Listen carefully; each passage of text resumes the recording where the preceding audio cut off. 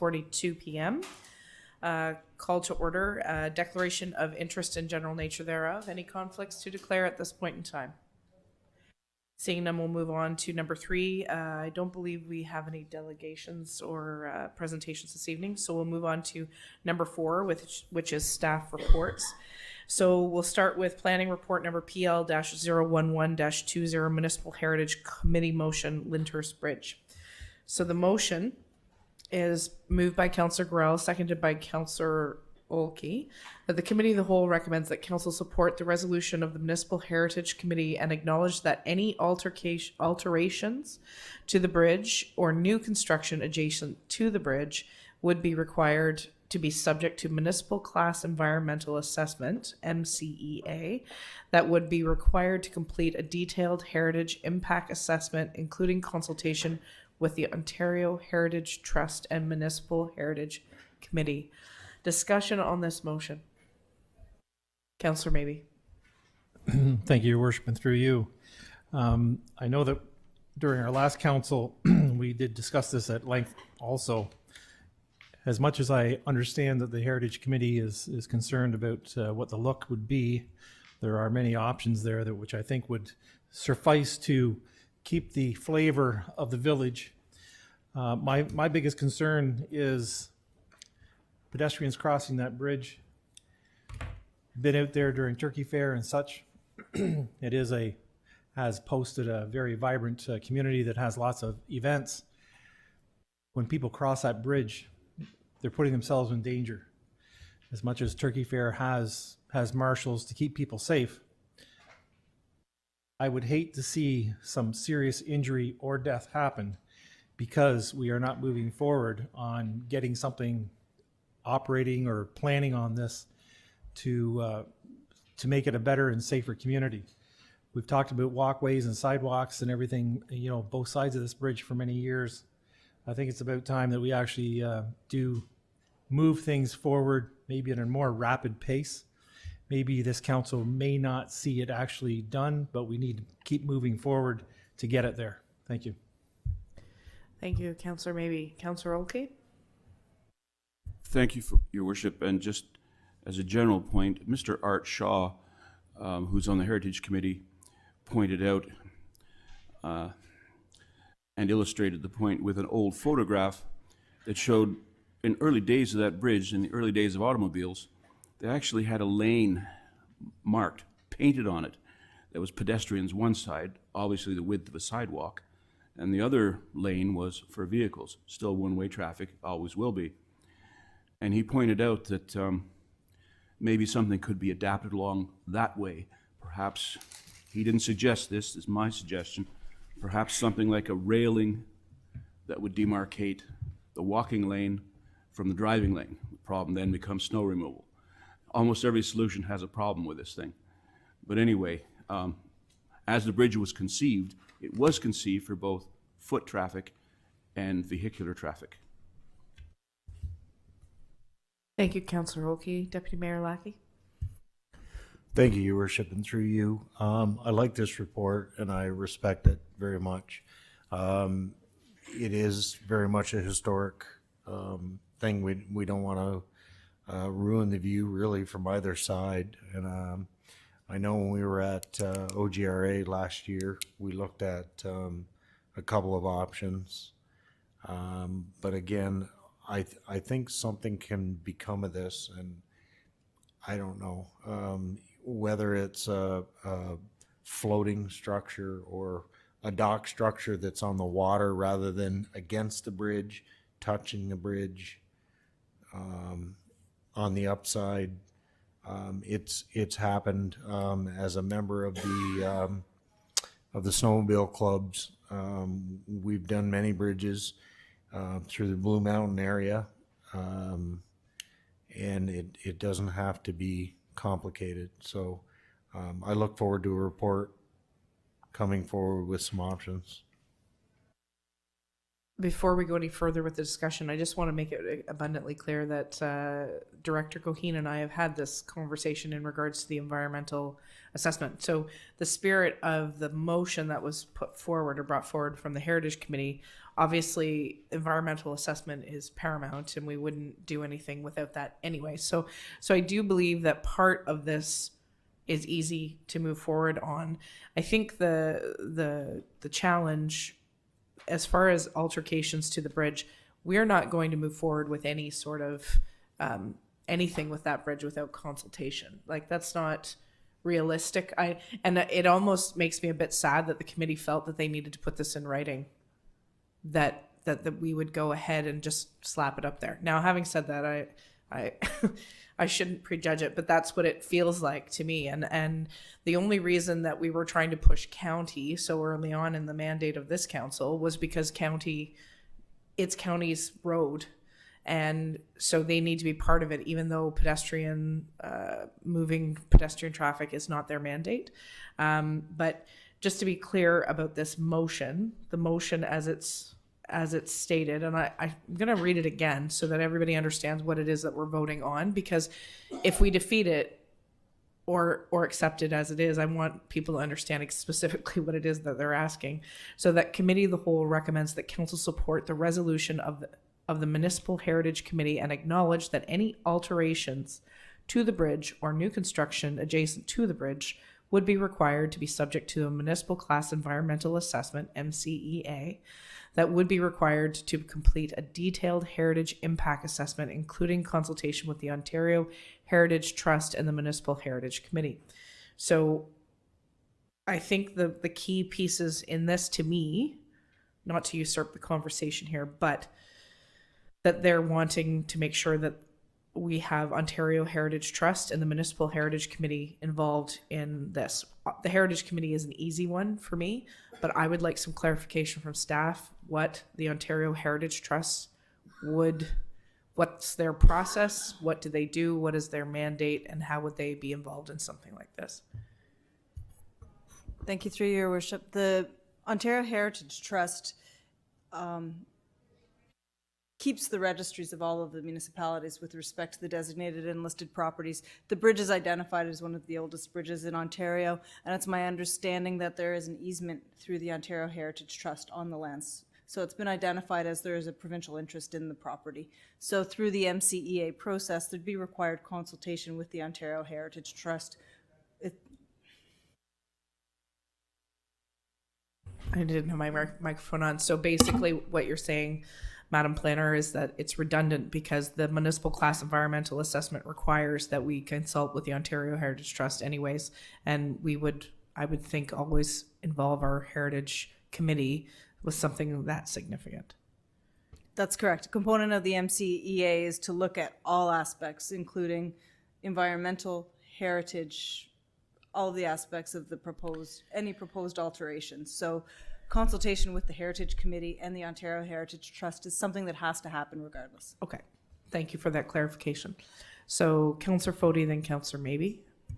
Thank you, Your Worship. Through you, question maybe to Councillor Oakley might be able to answer this. The Heritage Committee is not against a pedestrian bridge per se. Would that be, or is that in question? Through you, Your Worship, that depends who you're speaking to. Okay.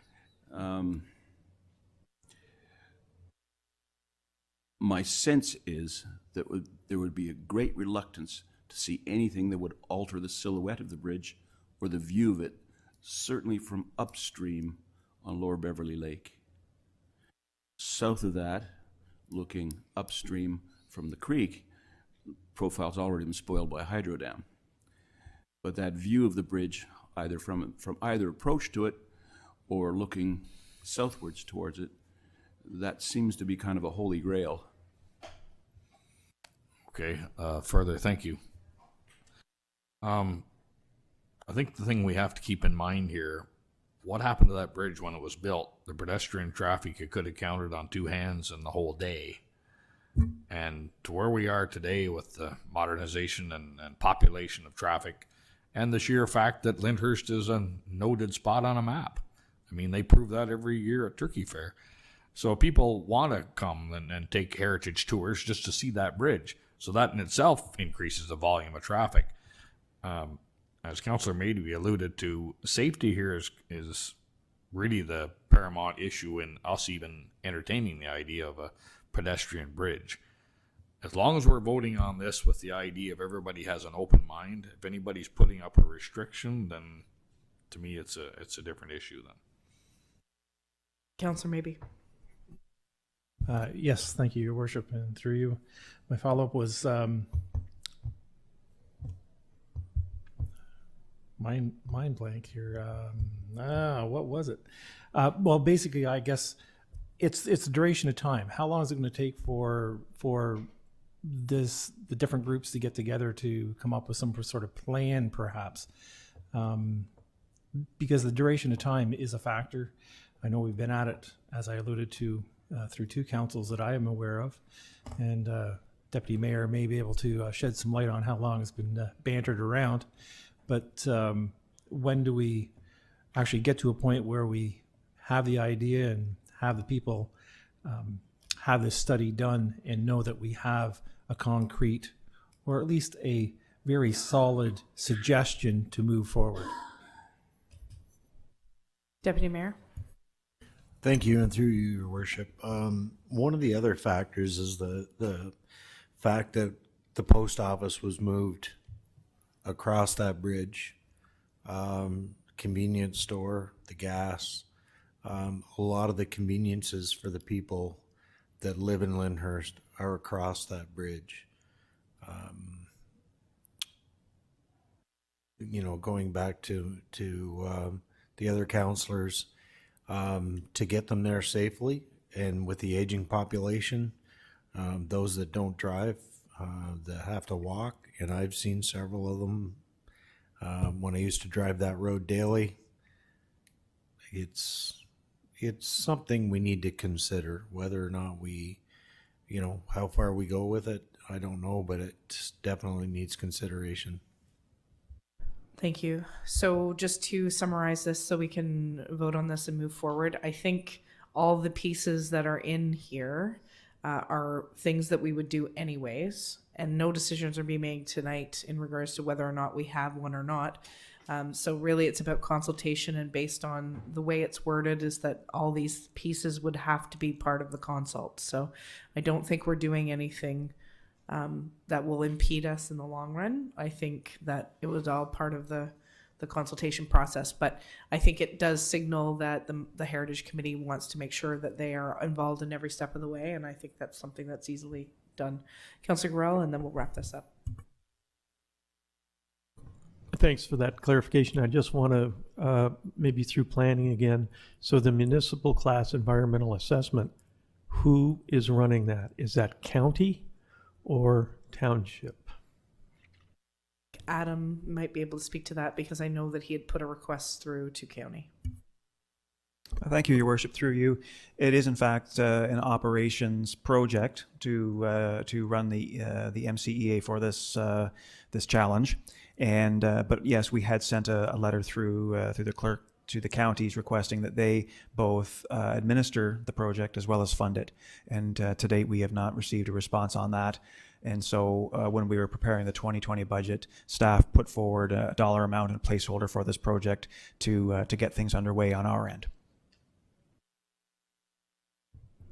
So because it's a county road, the road is the county's responsibility. Because we're talking about moving pedestrians, it's really our responsibility as the township. Having said that, we've asked that the county partner with us to help just even chip in on the municipal environmental assessment, because it affects their structure as well that is running. So they, at this point, have not committed to helping fund it. We have placeholder, was it $20,000? Your Worship, it's $100,000. 100. I apologize. Councillor Garreau. Then do you have to have something on paper for them to assess, or is the process that there are a number of possibilities? Because the more we talk about this, the more confused I'm becoming. Again, are we looking at an engine? Yeah, chicken and egg. Because I'm going to be very cautious about supporting this. if it is a chicken and egg, I'm assuming that the assessment seems correct. It's just, what are we assessing, and are we handcuffing through this something that maybe is questionable? Like, I don't want to handcuff anybody. I don't mind an assessment, but I won't be handcuffed about Right. it. So the assessment, Director Goheen does what? What is the intent of the assessment? Your Worship, I think this bears saying that there's a preconception, in my view, that we're simply moving forward or proposing a parallel pedestrian structure. That's not the case. Okay, so the municipal class environmental assessment process is a framework that's used throughout the province on projects of a municipal nature, and they are meant to start off with the description of a problem statement or a challenge. And in our case, the challenge is that there is not appropriate accommodation across that structure or across that river, let's say, let's not even call it the structure, for pedestrians and other non-motorized roadway users. That is the very basis of what we'll be moving forward with on this project. Through the process, which involves considerable stakeholder, that's provincial agencies and other agencies, as well as public consultation. You'll recall our active transportation master plan was done under the MCEA process as well. You recall the documentation, the PICs that were held, and all culminating with that final report. So this will study the challenge, and it will take into account all the different stakeholders and the views and respecting the heritage of that structure. And it will evaluate a number of alternatives. Could be a bridge, maybe something else. But it's a consistent framework, a consistent approach that serves to find alternative solutions to a problem. Excellent question. Thank you, Councillor Garrell, for that. Madam Planner. Thank you. If I could just add to that, the recommendation that's on the floor is also from the Heritage Committee. So I just want to make sure that we're talking about two different things here. So the recommendation from the Heritage Committee was raising concerns regarding conceptual images of the Lyndhurst Bridge that were put forward through the Furnace Falls Master Plan. So the recommendation in front of council is to support the recommendation of the Heritage Committee, which raised concerns about the heritage attributes of the bridge specifically. So in looking at that, what this recommendation is asking is that council support the recommendation from the Heritage Committee, and that then be provided to any consultants that are retained to do the municipal class environmental assessment to look at options. So really it's identifying a concern through a consultation process that's going to be required to happen at such time that process is commenced anyway. So there's no handcuffing or loss of options through the support of this type of motion. Thank you for the clarification, Madam Planner. Seeing that, I'm going to call the question. All those in favor of the motion that's on the floor, please signify. All those opposed? Carried. Thank you. Okay. Next on the docket, Finance Report number FN 005-20, Private Road Grant Program. Motion comes on the floor, moved by Councillor Olkey, seconded by Councillor Garrell, that the Committee of the Whole recommends that Council approve Finance Report number FN 005-20 and distribute $20,000 in private road grants as per the 2020 operating budget. Discussion on this motion. Councillor Olkey and then Deputy Mayor Lackey. Thank you, Your Worship. And in general, many of my constituents do live on private roads. And along with Director Goheen, we've dealt with several of these groups. When this private road grant came in, it was quite a number of years ago, and the amount apparently was never raised by cost of living or whatever. So really, in constant dollars, really hasn't changed that much. But the other thing too is there's more demand on the existing amount. So engage in some discussions with Treasury. We have this proposal before us. Thank you. Deputy Mayor Lackey. I'll reserve my comments and questions till after we've heard the response to Councillor Olkey, because I know we have had discussion and we during budget, and we did raise the funds, or I thought we raised the funds by a considerable amount I think it was based. by 5,000, wasn't it? Yeah, so, no, I just would like to hear the response. So I think the question is, have we seen more road associations be formed and applying year over year? If you have any comment on that, and Do we have enough? do we have enough? But we've already passed this within the budget. But to provide context to the council, was it enough, or is the demand so great now that it's actually less than what they got the year before, type thing? So through your worship, as far as the number of organizations or associations that applied, I think it's about the same. There's a couple new ones and a couple that didn't apply that I think did last year. And in the report on the financial implications, so this year the per kilometer amount is $324.53, and last year the per kilometer amount was $241.83. So it has gone up based on the increase in the budget going from $15,000 to $20,000. So based on those details, I think that is pretty explanatory that we've put it up. But I think it does go without saying, with Councillor Oakey's point, that this amount is not indexed year over year. That's up to us to adapt. And I don't know how long it was $15,000 in the budget. I don't know if it was 10 years or 5 years or 20. Deputy Mayor? Through you, Your Worship, this initiative was brought by our previous Director of Public Works, which did the same thing in Rideau Lakes. So it hasn't really Hasn't been there that It long. hasn't been there that long. So I want to probably say within the maybe last 10 years. 4 years, 5 years, perhaps. Really? Yes. Okay. So we haven't fallen that far behind then. It's not like it's been that way for 20 years and we haven't done anything. So, but it's point well made. Councillor Maybe? Thank you, Your Worship, and through you. I'm just wondering if there's any information on how many other roads potentially could have some sort of association and come to us for any upgrades or requirements for their roads. Director Goheen, do you have an indication on how many private roads we have in the township? Your Worship, I have as I'm working to prepare the terms of reference for our own road need study, I do have a spreadsheet with the roads on it, private roads.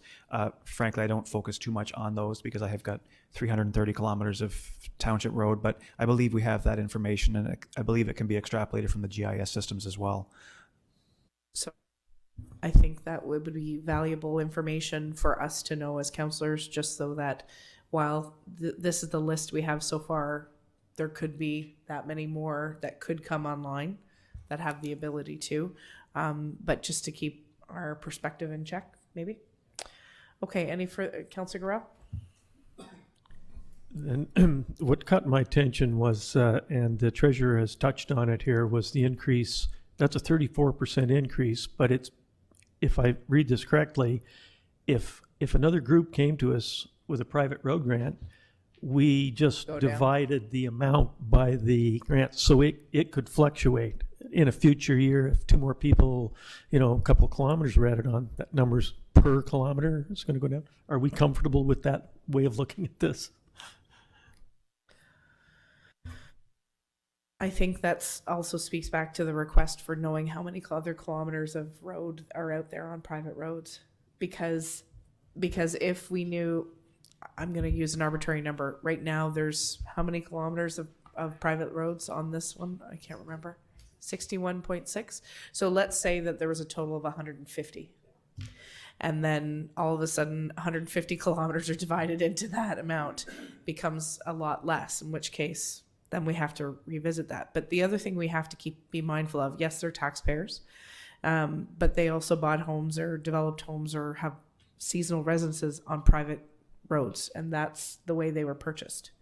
So it's one thing to assist in a small way, but I don't think, and I believe I've had this conversation with Director Goheen, if people want to hand over the road because it's up to municipal standards, well, then that's a different conversation altogether. But bringing a road up to municipal standards is a very costly thing. So anyways, any further discussion on this motion? If not, we'll call the question. You have a question, Councillor Oakley?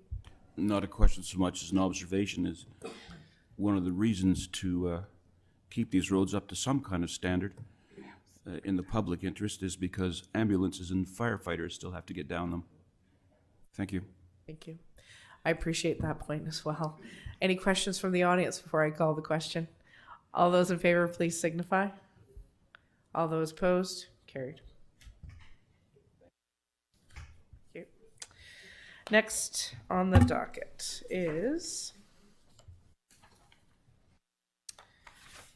motion made by Councillor Gorell, seconded by Councillor Maybe, that Committee of the Whole recommends that Council authorize the Mayor and the Clerk to enter into an agreement with Public Service Digest PSD and to implement citywide asset manager and works, and that the Committee of the Whole recommends that Council approve additional funding of $91,000 for the citywide asset manager and works software to be funded from the modernization funding. The approved 2020 operating budget included $50,000 for software. And further, that the Committee of the Whole recommends that Council approve additional funding in the amount of $6,825 for a full-time asset management position in 2020 to be funded from modernization funding. The approved 2020 operating budget included $66,000 for a portion of that position. And further, that the Committee of the Whole recommends that Council approve modernization funding be allocated to fund half of the asset management position in 2021, being approximately $49,550. Discussion on that motion. Deputy Mayor Lackey. Thank you, Your Worship, and through you. I have a couple questions. One is, what are other municipalities doing in this situation? I've often been in a position where we say, well, jeepers creepers, we need someone to we need to hire someone to do this, and hiring is easy. Getting rid of people is not. So I'm wondering if there are efficiencies that can be found within these walls where, you know, I don't have a problem with the software package, although it does seem a bit excessive. If there's justification, that's great. I just think that we can do this within house. I'm not the CAO, and I will look to him for guidance, but no, I'm not in favor of hiring another soul for this place. So if there's another way that we can maybe split the responsibility or you know, change responsibilities within house, I would be in favor of that, but I'm not in favor of hiring another full-time position. Not in a million years. Were you looking for the CAO to speak to that, or the treasurer? CAO? Thank you, Your Worship. The treasurer and I, and also the director of operations, have had lengthy discussions on this, and also taking a look at other municipalities and what they do. It's in the report that we thought we could share a resource with another municipality, and that hasn't worked out as explained in the report. Other municipalities that use citywide do have a full-time person such as this. We see that in year 1 and 2, it's necessary, and carrying on through with succession planning, and it's mentioned, and with the Deputy Treasurer's permission, we've reported that it's her intention to retire in 4 years. And so we were debating between, do we hire somebody for a 2-year term or as a full-time position? There's a lot of competition out there for these asset management types, and if we go out with a 2-year term, we're not as likely to attract somebody to get the job done as a full-time permanent position. We see that in year 3 and 4, through efficiencies that may be found in staff, or in fact through asset management as a result of that, we probably could find some money for year 3 and 4. But at this point, and that would be to my successor as CAO to direct that in year 3 and 4. But the money is there in the modernization to get this done. And it's important, excuse me, it's important that it get done because we have deadlines. And we're looking at if we start now, we may meet those deadlines. If we don't start now, we won't. I could let the treasurer add to that because I need a drink of water. Madam Treasurer, do you have anything more to add to the CAO's comments? Through your worship, so there is a regulation that we have to meet certain requirements by July 1st of 2021. That does require a significant amount of work. We are probably behind where a lot of municipalities our size might be in terms of the asset register that we currently have in place. So just, I guess, in terms of staffing, I already have a full-time job in the job I'm trying to do right now, which is trying to catch us up on a lot of other aspects of the financial management of the municipality. So to take on asset management without another resource of some sort, I don't foresee how we will meet the reg unless I'm working basically 2 jobs to do it. So, Thank you, Madam Treasurer. Deputy Mayor, follow up. Yes, and I'm not suggesting that you do that. I'm just looking for efficiencies within the walls because, as you can see, I know you've been here long enough. We don't have any more office space left. So are we going to build an addition onto this place so that we can hire more people? Because to be honest with you, a municipality of 9,600 people, I think we have enough staff for a small army. I believe we have more staff in the city of Brockville. Well, you may want to look into that. But anyway, I just think there's other, I don't want to lose this. I just think maybe we can defer it and bring something different back so that because obviously it's mandated. This is mandated. We don't have a choice. It's a choice of how we pursue it. And I just think there's other avenues. Councillor Olkey, and then I'll take a comment from the CAO and then Councillor Maybe. Thank you, Your Worship. Just looking down the document, other staffing options. I'll say in the military, I saw things like this and many of these same arguments. The argument about the consultant seems to be a throwaway. I'm not sure it should be. It will not require the addition of a staff member, but under disadvantage it says will be very costly and experience, knowledge from the implementation work will be lost once the project is complete. Not true if part of that consultancy is to run it with an intern from in-house.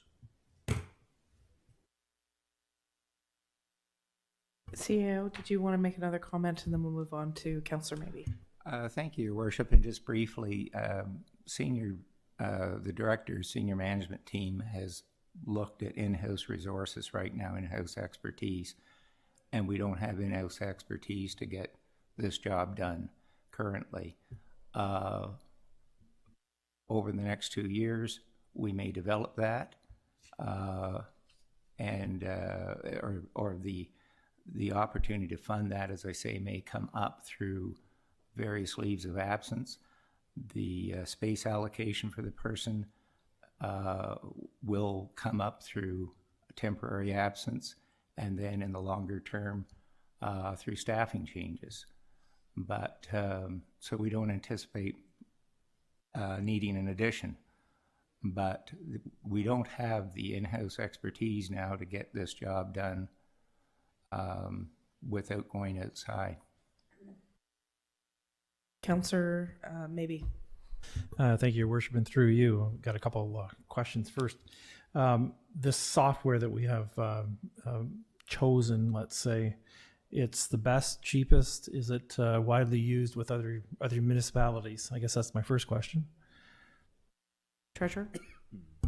Through your worship, so we did an RFP, which we brought, I think, the results back. So the RFP was based on a number of criteria, not just price. So it's not necessarily the cheapest in terms of the price, but it is used by a number of municipalities. It's an Ontario-based company. They specialize in software for asset management, and they're continually doing, new releases, new functionality to try to meet the demands of this market, because like most municipalities like us, everybody's trying to get their asset management plans up to date and use systems to do that in an efficient manner. So I believe they're pretty widely used, for sure. And as a follow-up, so as a person who actually works on something like this day to day, and I mean every day, the work order kind of segment that this proposed plan, it's mandatory. Infrastructure Ontario does the same thing with an SI program. So it does do a lot of this, but you need to have a SPOC. And what I mean by a SPOC, the person in the building, and then whether it's a new person or an existing person who knows this program and can help run it, because there are times when that person's going to be called on to fix an issue that the input by the customer, person using it, customer, employee using it, needs to have it clarified. And it's not just cut and dry. So you do need a person that has that knowledge and is here 24/7, because you're going to have those issues. And if you don't have that person here, then the system isn't worth its money, because you're not going to be able to use it fully and functionally and make it a tool for us and make it a strong asset builder instead of just something that we throwing money away at. So we do need somebody to champion it within the walls. Further discussion, Councillor Fody? Thank you, Your Worship.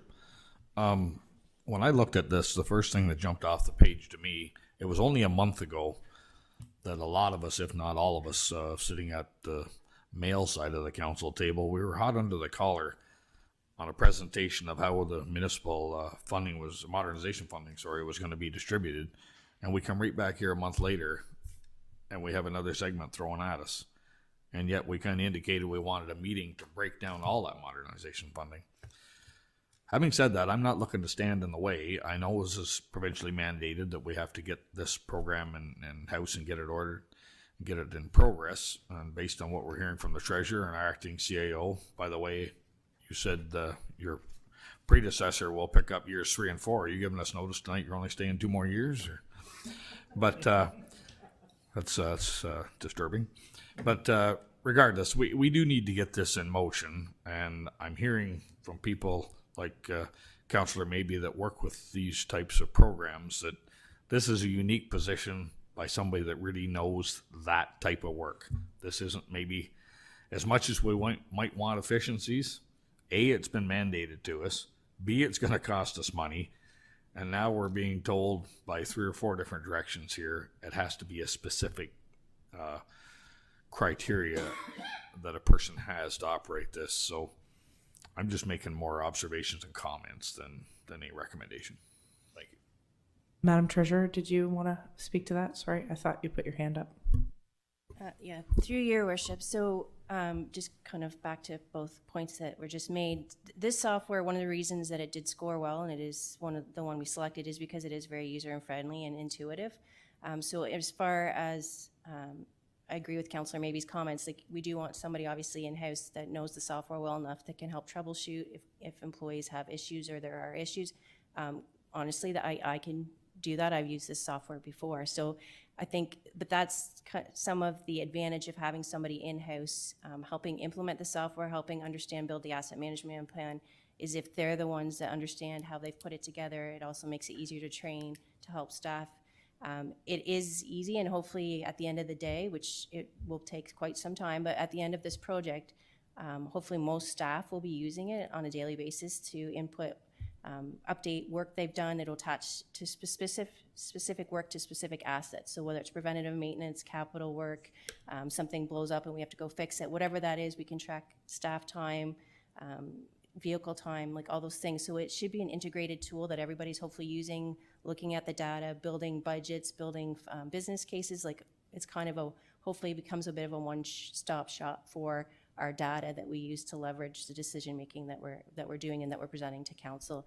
So it is good to have somebody who can help, obviously, be a bit of an expert, but it also is quite user-friendly, and it dumps into Excel, it dumps back from Excel. It's pretty easy that way, which is one of the reasons it's an advantage over some of the other software programs. So just to further the comments made by the treasurer, I think we're talking here not to blow this up into something bigger, but it's a total culture shift to this organization. And if someone's not quarterbacking that particular part of that, I think it'll get lost or watered down or not implemented to its fullest degree and that sort of thing. Having said that, with Deputy Mayor Lackey's point in regards to staff and our staff numbers, I think that those are discussions that are not meant for this table, and maybe something that we could have further discussion in an in-camera session. But I'll take the rest of the comments before I call the question. But if deferral is the case, we have another week where members can come and speak to you directly in regards to this position and your feelings, and where, if they have questions specific to the report as well. And I know there's some that have already done that. So Councillor Gorell and then Deputy Mayor Lackey. Right. Thank you, and through you, Your Worship. I did take time to sit down with the treasurer and gained a greater understanding of what we are discussing. And I am mightily conflicted. The program described to me was great. Implementation is going to be challenging to get people on board that they want to participate in this thing properly. However, I don't see that we need a full-time employee. I think there are options here. Contract for a while, see how it works, see what we need to do. I think right now we're panicking a little bit here on this full-time employee, or pardon me, we're jumping into the pool here. I don't think we need to. I think we need to say yes to the program because I think it seems very good. And if I might say, Kate told me that there are other programs that are a nightmare to work with. So we don't want that. But we can't just say full-time employee because, good Lord, full-time employees, you can't move them. They're there. And I'm not willing at this moment to say that.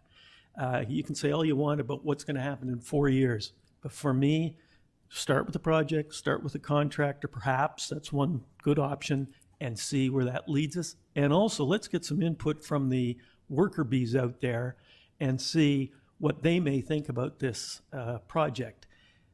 Because I see maybe there was no need at this time to consult with them, but they are the people, garbage in, garbage out.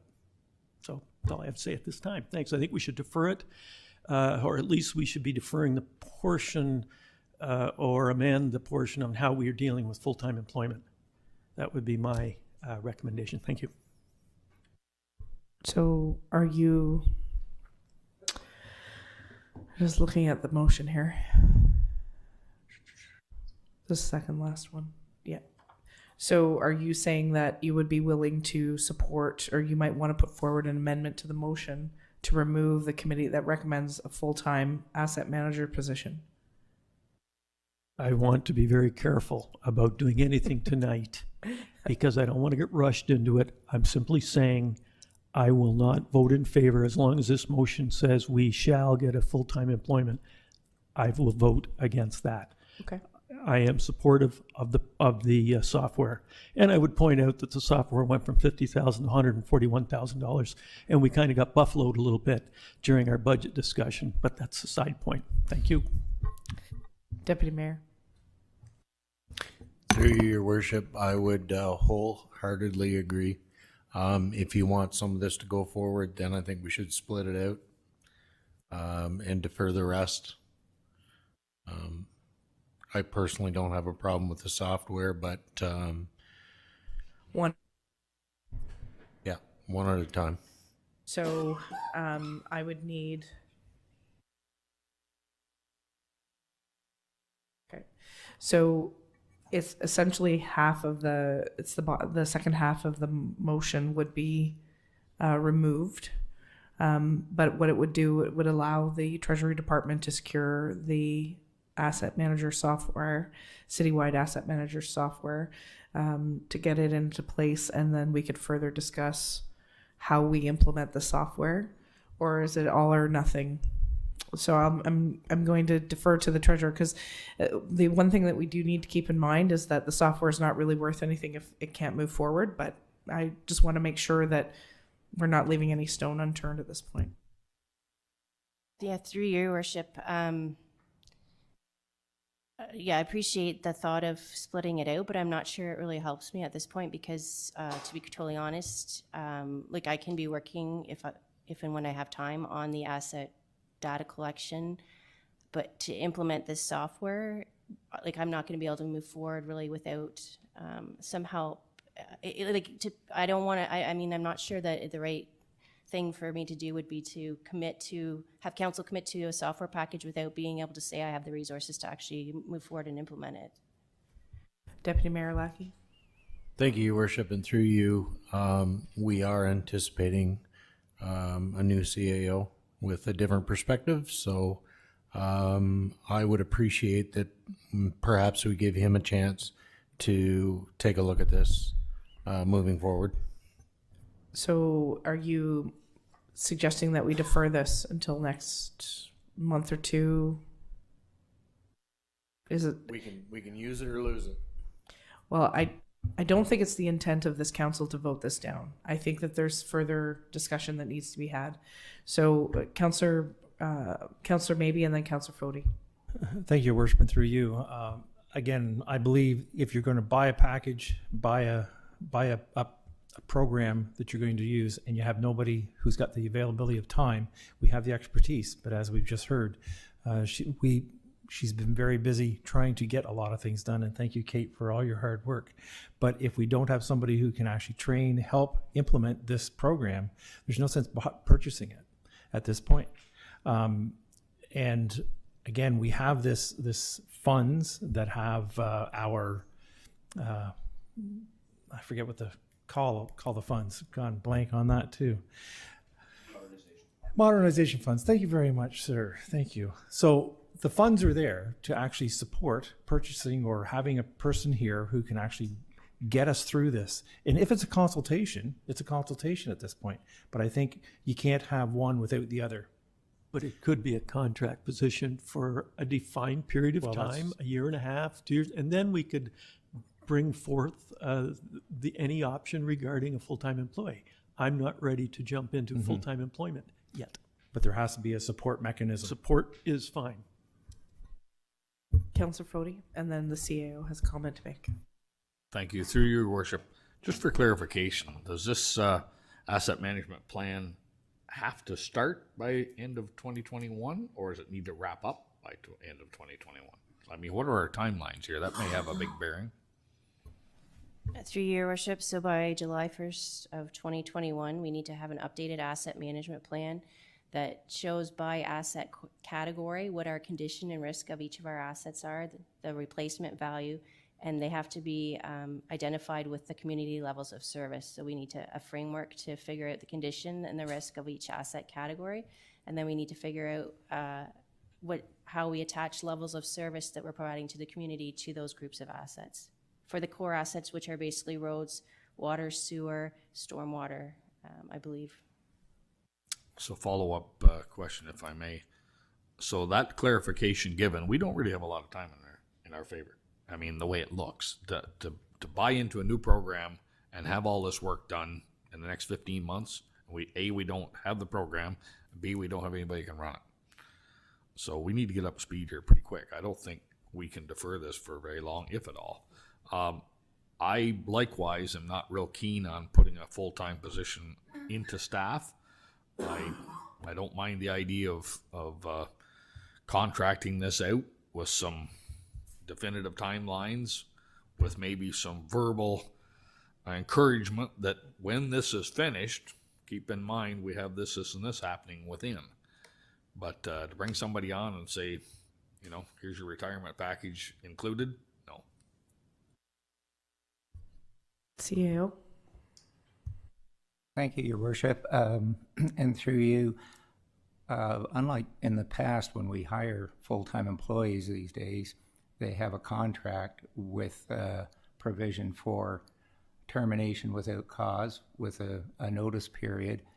So it's not like we're locked in for life with somebody that we hire. We're looking more to the difference. We could try to hire on a 2-year contract, but we think we'd attract a better person if it's advertised as a full-time regular job, and that in hiring this asset manager, they'd have that expertise, they'd have financial expertise that we see ourselves needing in 3 to 4 years at the deputy treasurer level. And not to make a promise to the individual that they do that, but there's certainly, as the asset management work diminished with implementation, it was never going to disappear fully. We'd be able to transition that person over to do higher level financial management work. So to my view, it's good succession planning. And I would hope that my successor, the CAO, when you ask that person's opinion, they'd ask senior management, which I have done. And senior management have said unanimously that they need this position to help get asset management a provincially mandated program for good reason, because it is going to save us money. I'm going to recognize the Director Goheen, and then I'll recognize Deputy Mayor Lackey. Thank you, Your Worship. Just a couple of comments to speak in support of the recommendation put forward by Director Tyndall. I came on board here just over 2 years ago, and was a little surprised to see that some of these building blocks had not been put in place through the years with respect to infrastructure asset management. It's not anything new. It's something that municipalities, good stewards of the infrastructure have been doing for many years. So my view of this is that this is possibly one of the single most important things that may come before you. You may not see it like that, but I see this as being one of the most important initiatives that you may see in your term. And so I'm fully in support of the recommendation made. I believe, and based on some of the conversations I had at the Good Roads Conference last week, that a contract position is far easier said than done. There are 444 municipalities, many of which are in our situation on a deadline, and I do agree with the methodology is put in place here, or recommended in terms of succession planning and having that full-time position. We don't take the recommendation to hire full-time staff lightly. We don't like to come here and ask for that unless we absolutely feel that it's the best way forward. And so to speak in support of my colleagues, I support it as proposed. Deputy Mayor. Oh, thank you, Your Worship. And through you, I don't disagree that this is probably one of the most important things that we will do. But do you know how many times I've heard that same song? Like I said, I wasn't kidding when I said about adding on to this building. Enough's enough. Come on, really? We need to look for efficiencies within the walls to see if we can do this. I'm looking at the dollar amount, and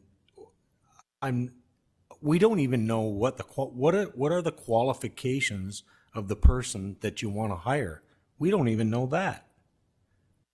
Well, I think that, to be fair, I don't think we're supposed to know everything about the hiring process, because this isn't senior management or a CAO. I appreciate wanting the detail, because For you want to know. $100,000, we better know something more than what we have in front of us. So, I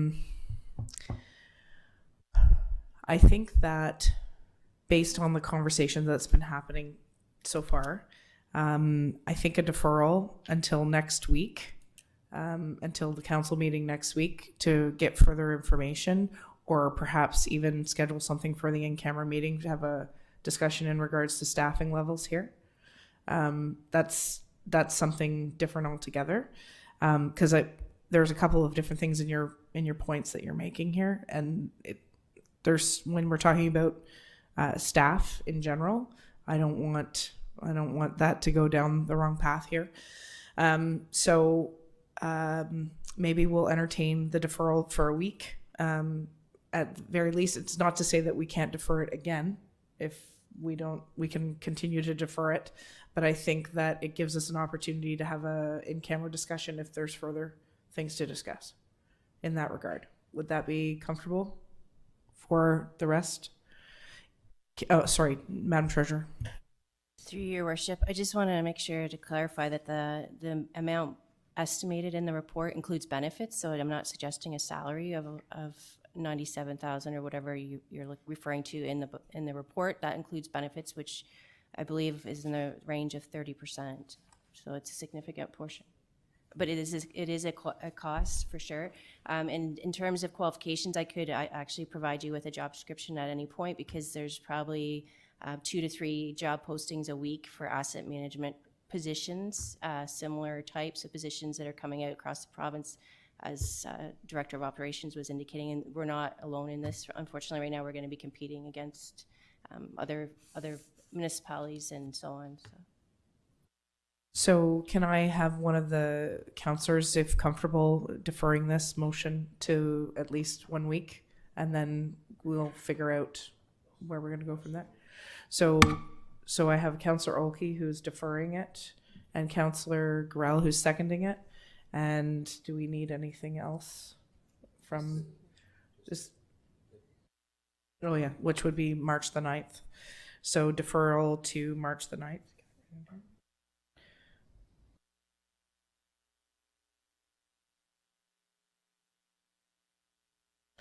So we would have the job description come back to the council for that prior to that, and the council would have further opportunity to speak to the treasurer in regards to the need for the position, as well as the details in the report that was attached. I know that, like Councillor Garrell mentioned, that he had a chance to speak to the treasurer. Not sure if anybody else has. I have as well, but I think it is important based on the things that we've had discussed tonight. Moved. Okay.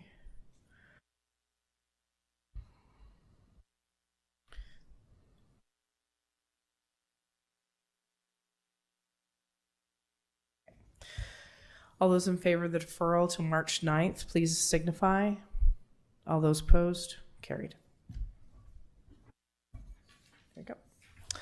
Next on the docket, moved by Councillor Olkey and seconded by Councillor Garrell, that Committee of the Whole recommends that Council approve the Finance Report number FN-007-20 and implement the TLTI bag tag agreement effective immediately for new resellers of bag tags and to be transitioned into use for existing resellers of bag tags by June 30th, 2020.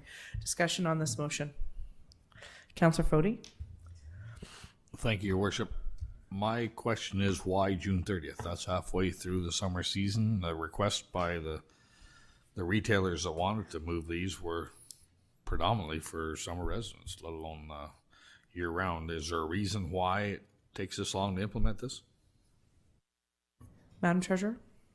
Through your worship, so the idea is that anybody new coming forward to the township and wanting to resell the bag tags will sign this agreement immediately, and the terms within the agreement will take effect immediately.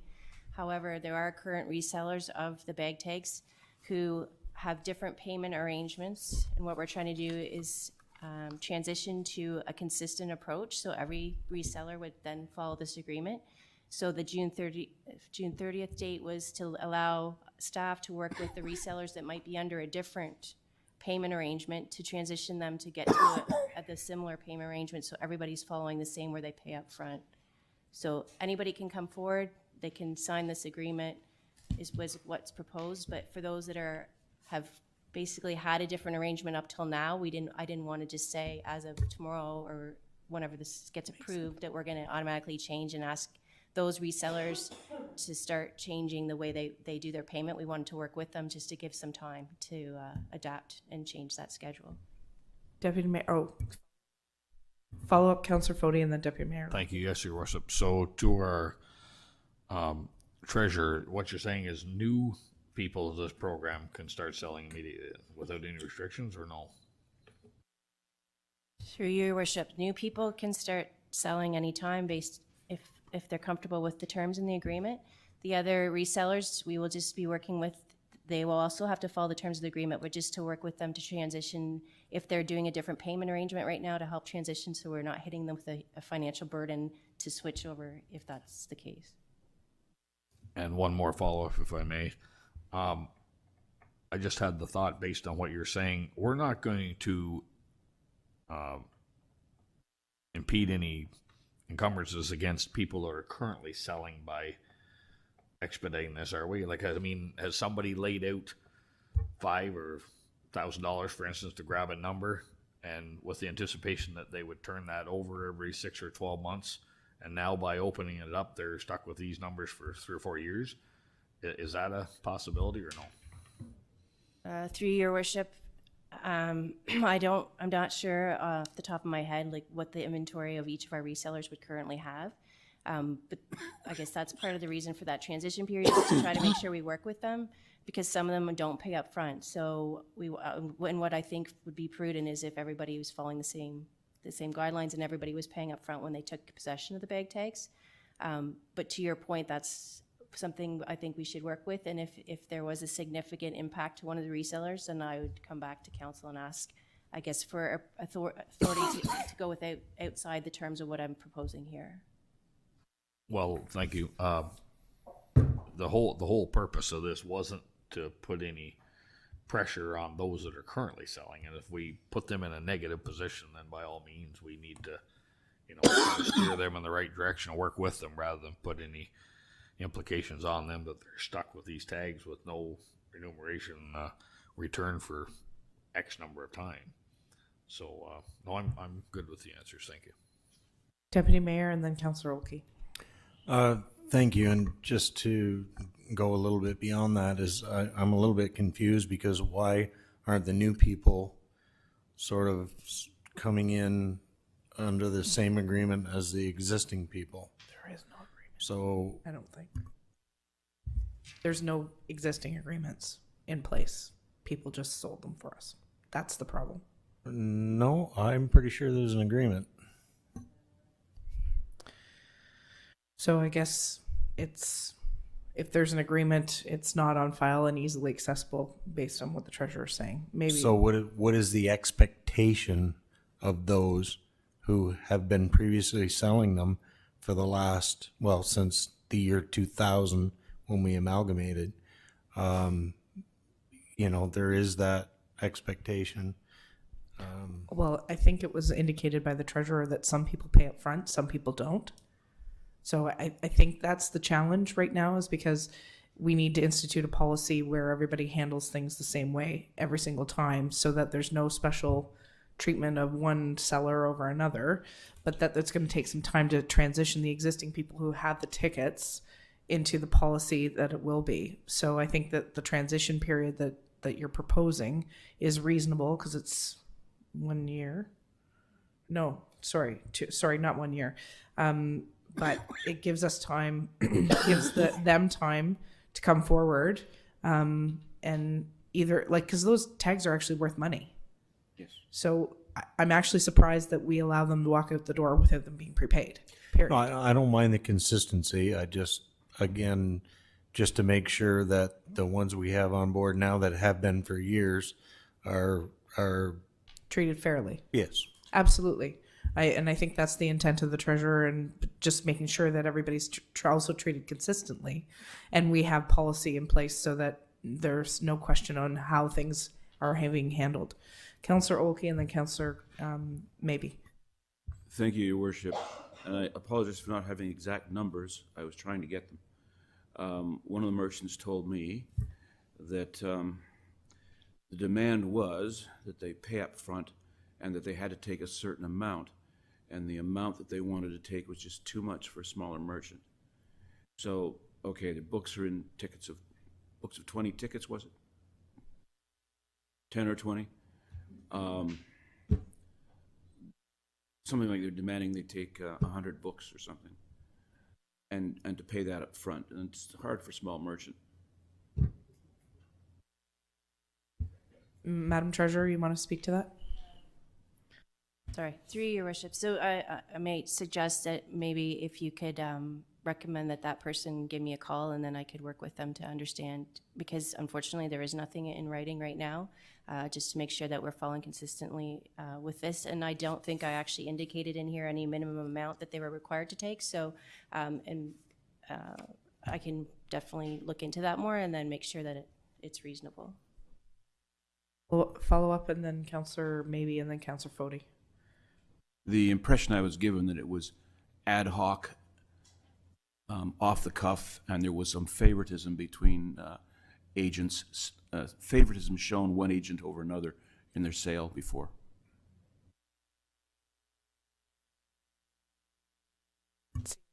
CAO? Thank you, Your Worship, and through you.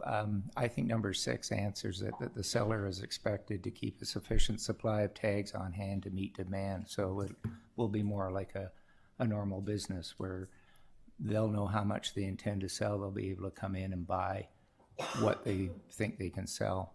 And as the treasurer said, she'll work with existing retailers if they're stuck with a bunch of tags that they don't think they can sell because of diminished business with more people selling. We'll work with them. We've got until June 30th to transition them, and that's the reason for that date. Thank you very much. Councillor Maybe, and then Councillor Fody, and then we'll try to wrap this up. Thank you, Madam Mayor, and through you. Will we have an update of the new retailers as they come on board? And the other thing that I have noticed is there are sheets that most of the retailers have that list your address. And I do know some who don't do it. Are we actually verifying that all these garbage tags are going to our township residents and not other municipalities or people outside of our area? Since we do have our ongoing question of what we're doing in the future with our dump sites and what it's costing us perhaps in the future to get rid of the garbage. Just something I'd like to see if we're keeping on track of that. Go ahead, Madam Treasurer. Through your worship. So, sorry, I think you had a couple questions there. So an update on the retailers, I think, or the resellers, I think probably we could do that once a year, maybe either through budget when we're talking about the bag tag revenue and so on, that we could bring back the list through the budget document. That might be appropriate. As far as who we're selling the tags to, I'm not honestly sure, but I would assume that if it's a resident buying the bag tags to use at their own home, and I don't know how the landfills work here, I apologize, but maybe the Director of Operations can speak to, do you have to show an ID that you live in this township when you take garbage? I'm not sure. It used to be that there was a sticker that you affixed to your car that allowed you to drop off a yellow sticker in the corner of your window. I don't know as well because I don't go to the dump. That's a blue job in my house. It's not that I wouldn't go. That's how we divvied it up. But anyways, are the attendants, the wayside attendants, verifying addresses or that they know people? Because I think the question at hand is, how are we verifying that people outside of our jurisdiction aren't using our landfill site because it's cheaper than their own jurisdiction, closer, more convenient, or whatever. So if you could answer that, Director Goheen. Thank you, through you, Your Worship. My understanding is that those who attend that the attendants don't know are supposed to, the attendants are supposed to be asking for ID. I can certainly follow up with them to ensure that's happening. But whenever I visited the landfill, the waste sites, there just appears to be a knowledge of one person to the next. It's actually quite interesting. It is a Saturday morning stop, is it not, Deputy Mayor Lackey? God, I love that place on a Saturday.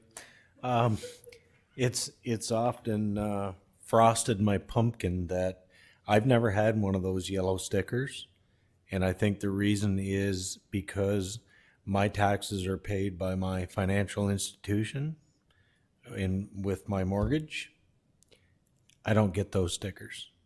And I imagine there's a lot of people in the township that also do not get them because they're not forwarded to them or we're not capturing them somehow. I've never had one in my life. I think that it maybe have gone out of fashion and we don't do them anymore. But having said that, this is an interesting discussion to be having about this. So it started off with bag tags and having more people selling them so that it sort of even the playing field for the retailers. But then you flip on the other side, and there's bigger parts to this conversation because we're talking about costs associated with recycling, with garbage collection, which, you know, is going through the roof. And we're just talking about waste management in general. Well, when then you throw in other people outside of the jurisdiction that are coming in and possibly using our bag tags because they can go into any retailer and pick them up because there's no set policy on how it's done, whether it's internally at the dump site, random checks, or at the purchasing site where they're getting ID. Because anybody can come in with ID and pick up the bag tags and hand it to their buddy who lives in the town of Gananoque, let's say, and then they can come in and use our dump, which I know for a fact gets done quite often. So anyways, I think the purpose of this motion, though, to get back to the point of things, is that their policy needs to be in place. The policy as it's presented, I think, is quite reasonable, and the time frame that they've given the existing bag tag resellers, to come forward and manage the process is reasonable, unless I hear something otherwise around this table. But that I think it's an impetus as well to the director of operations to maybe put a little bit of a check in place with the staff out there to just say, you know, our costs are rising and you're the frontline staff and you're the one preventing people or accepting people's garbage or recycling, and that it's important because the recycling is actually costing us more than the garbage now, and that before we go any further with allowing more into the dump, we need to know where it's coming from. So Councillor Fody, and then we'll call the question. Thank you, Your Worship. I'm not so sure we want to go back to a vehicle identification. I've seen on a number of occasions where I'm riding with my son-in-law today because he's got the pickup truck here. I mean, it really doesn't matter who's bringing the garbage as long as it's technically our garbage. Our tags are all identified. Township Leads 1,000 Islands stamped right on them. Now, do our attendants want to look at literally every tag that's coming in there? I guess that's a request that could be made, but it would really back traffic up. I personally don't want to make that, but I will invite Your Worship to ride along someday because you're missing out on a lot of camaraderie on Saturday mornings. I spent a good part of my young life going to that dump on a regular basis. And I'm not going to elaborate any further, but I did my time at the dump. Thank you. So I'm going to call the question. Oh, sorry. Questions from the gallery. I apologize. I even put the sticky in front of me. Please come forward and state your question.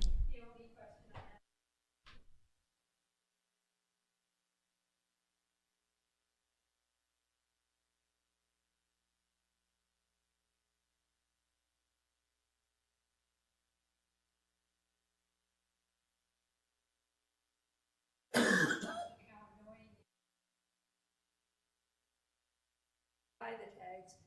If you get there and they don't have it.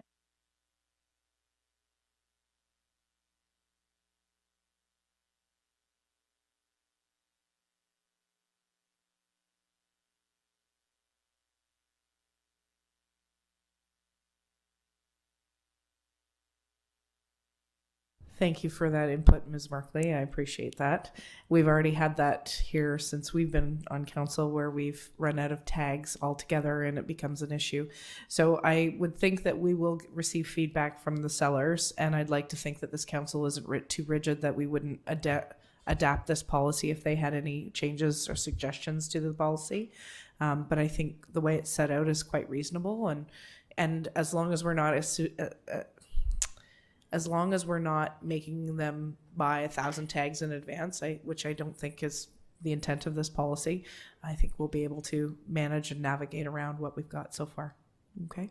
So I'm going to call the question. All those in favor of the motion on the floor, please signify. All those opposed, carried. Thank you.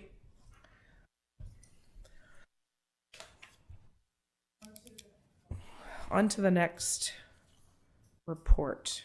Moved by Councillor Oakey, seconded by Councillor Garrell, that Committee of the Whole recommends that Council award tender OPS 2020-001 to Premier Truck Group in the amount of $142,355 plus net HST of $2,505.45 for a total of $144,860.45, whose submission represents the lowest bid received, and that the Committee of the Whole recommends the Council award tender OPS-2020-011 to Equipments Lourdes Papineau Inc. in the amount of $138,739.21 plus the net HST of $2,441.81 for a total of $141,181.02, whose submission represents the lowest bid received, and that the Committee of the Whole recommends that Council direct staff to dispose of the existing truck and plow via GovDeals online platform, with proceeds to be transferred to the equipment reserve. Discussion on this motion. Councillor Garrell and then Councillor Maybe. Just a statement. I was curious why, first of all, congratulations that number is precisely the number in the capital budget to the penny. And what is an optional central lubrication system worth $5,500, $40.62? Thanks. Just to, through your worship, just to clarify that the actual total of this is $291,582. So the program will be delivered well under the approved budget. And yeah, the central lubrication system we're proposing to add as an option to this is something we don't have on our other vehicles. It's an automatic greaser, and we feel that it will ensure that the chassis is lubricated perhaps better than some of the other ones that we've had where the operators are lubricating the vehicles themselves. Councillor Maybe and then Councillor Fody. Thank you, Your Worship, and through you to Director of Operations. I thought that I remembered, and I just seen there that most of the fleet is Western truck chassis, and I believe last year we talked about the trucks and having unified parts, and it looks like you're going to a Freightliner now. Is there a reason for that, or are we getting away from having a dedicated truck service so that our parts are very generic, as much as models change every year, and I understand that too, but there still would be some validity in having the same brand of truck. So just wondered if you could drive that down the road for me. I'd have no issue shifting gears into that answer. Through you, Your Worship. We're procuring these in the spirit of public sector procurement. So I find it difficult to make a compelling case to the council to single source to a particular manufacturer. And I'm certainly by no means an expert on heavy vehicles. Our roads manager is that expert in-house. But these trucks are not like passenger vehicles. So the drivetrain, the engine, transmission, drive axles, we've specified those, and those are the same as the other ones. So it's merely the cabin chassis and so the interior components that will be different with the Freightliner versus the Western Star.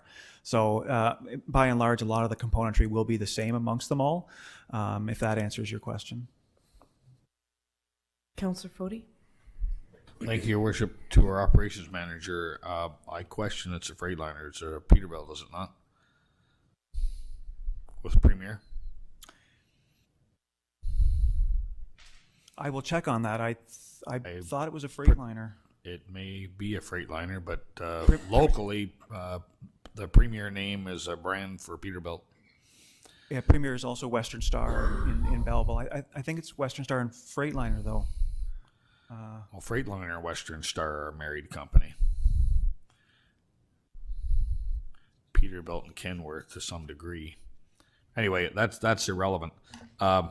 I guess my question is, and I know we brought this up as Councillor maybe had mentioned other years, how local is this purchase, I guess is what the bottom line is, and is the second and third lowest bidder, if that's what we're looking for, how far are they out? And if so, are any of those suppliers in closer proximity? I know I brought this up a year ago in the sense that we have a number of our residents in this township work in various dealerships in close proximity. That's why I was a little upset a year ago when I mentioned the fact the Western Stars, when they break down, either have to be driven or towed to Arnprior to be dealt with.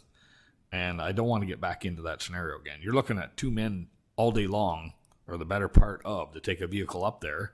Then they call back in 2 days or 2 weeks and tell you it's ready, and you got 2 more men on a daily mission. I think I just want to know that the comparisons, I just want to be comfortable that the comparisons are there. If you're telling me that the dealerships in Kingston, of which there are 3, are $10,000 and $15,000 apart, if you're telling me they're $500 apart, now I want to critique this a little more. Go ahead, Director. Just to confirm, and through you to Councillor Fody, the Premier truck spec'd a Freightliner 114 SD. That was the vehicle they spec'd for us.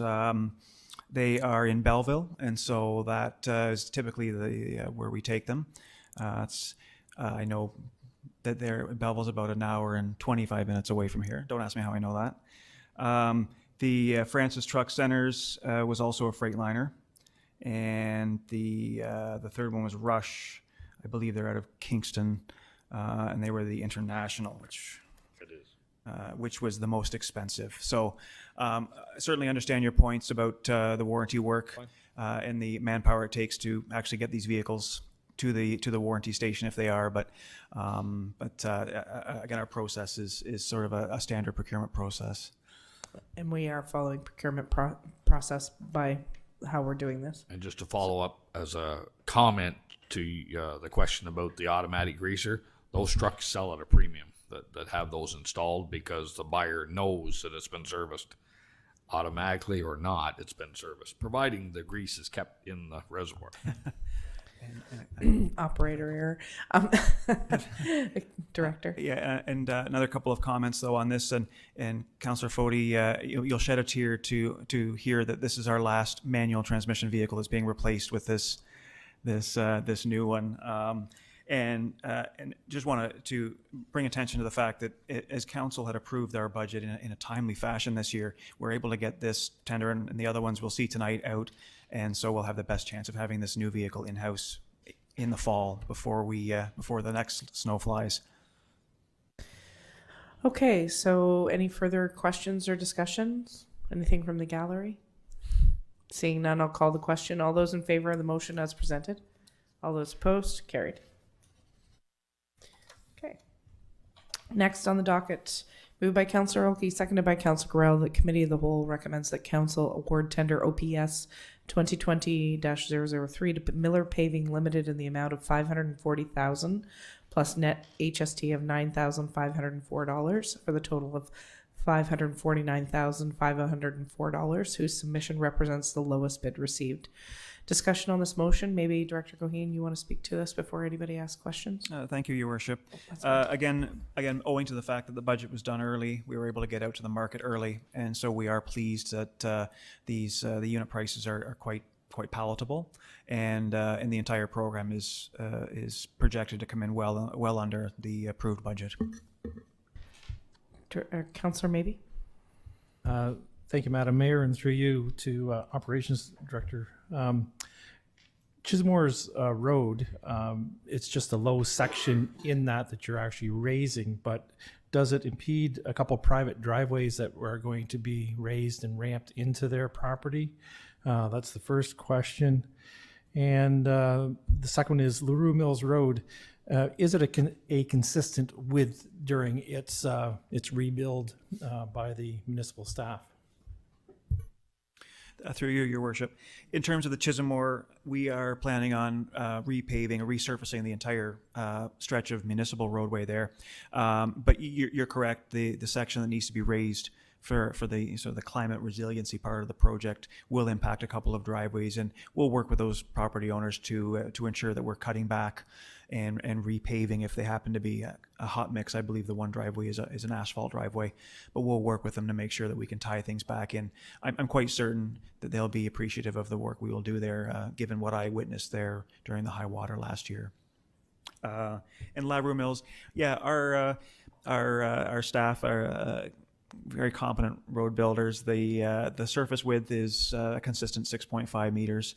Some of the side slopes are a little inconsistent in their appearance, but as you can already see over on Cunningham Road, they do vegetate in over time, and they look like any other roadway. So while the cross section may not be as consistent as you might expect a perfectly designed roadway, the surface width is consistent throughout.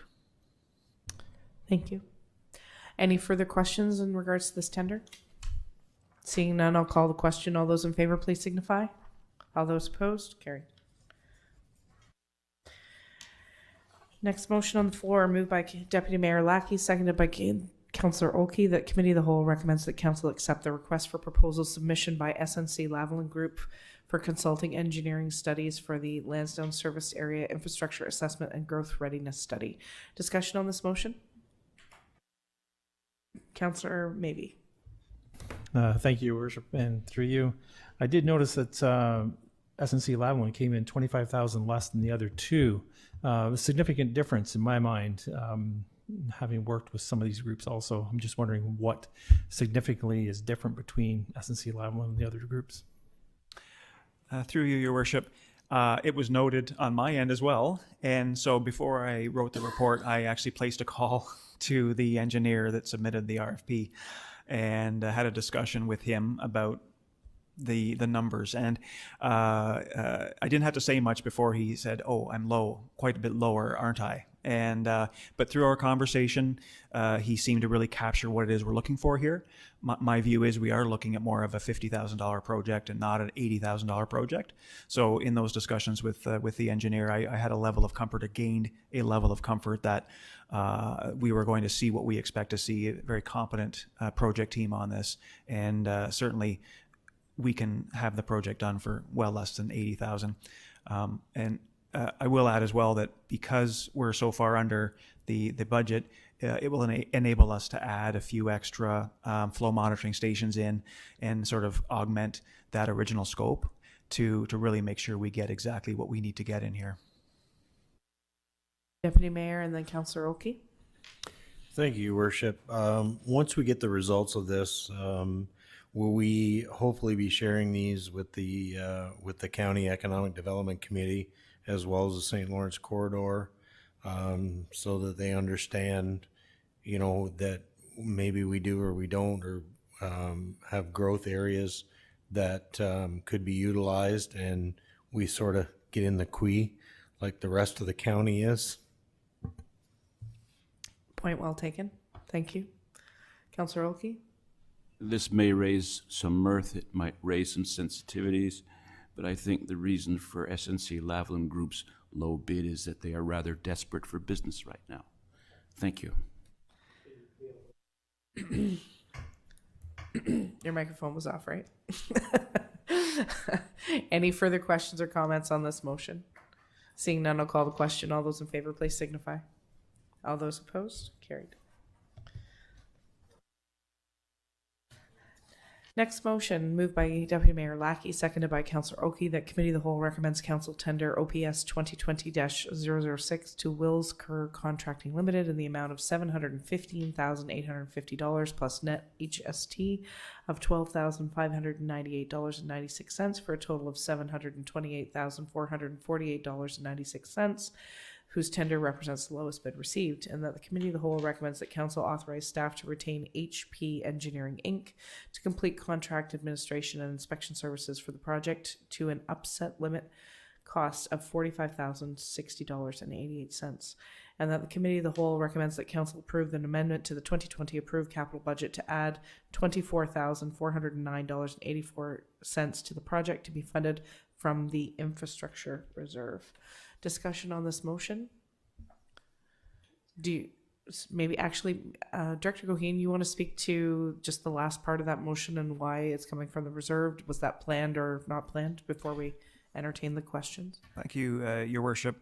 Well, just in general, we are pleased we were able to get this out as quickly as we were. And so the engineer's estimate, the consulting engineer's estimate, was received prior to us putting together the budget proposal from a staff level.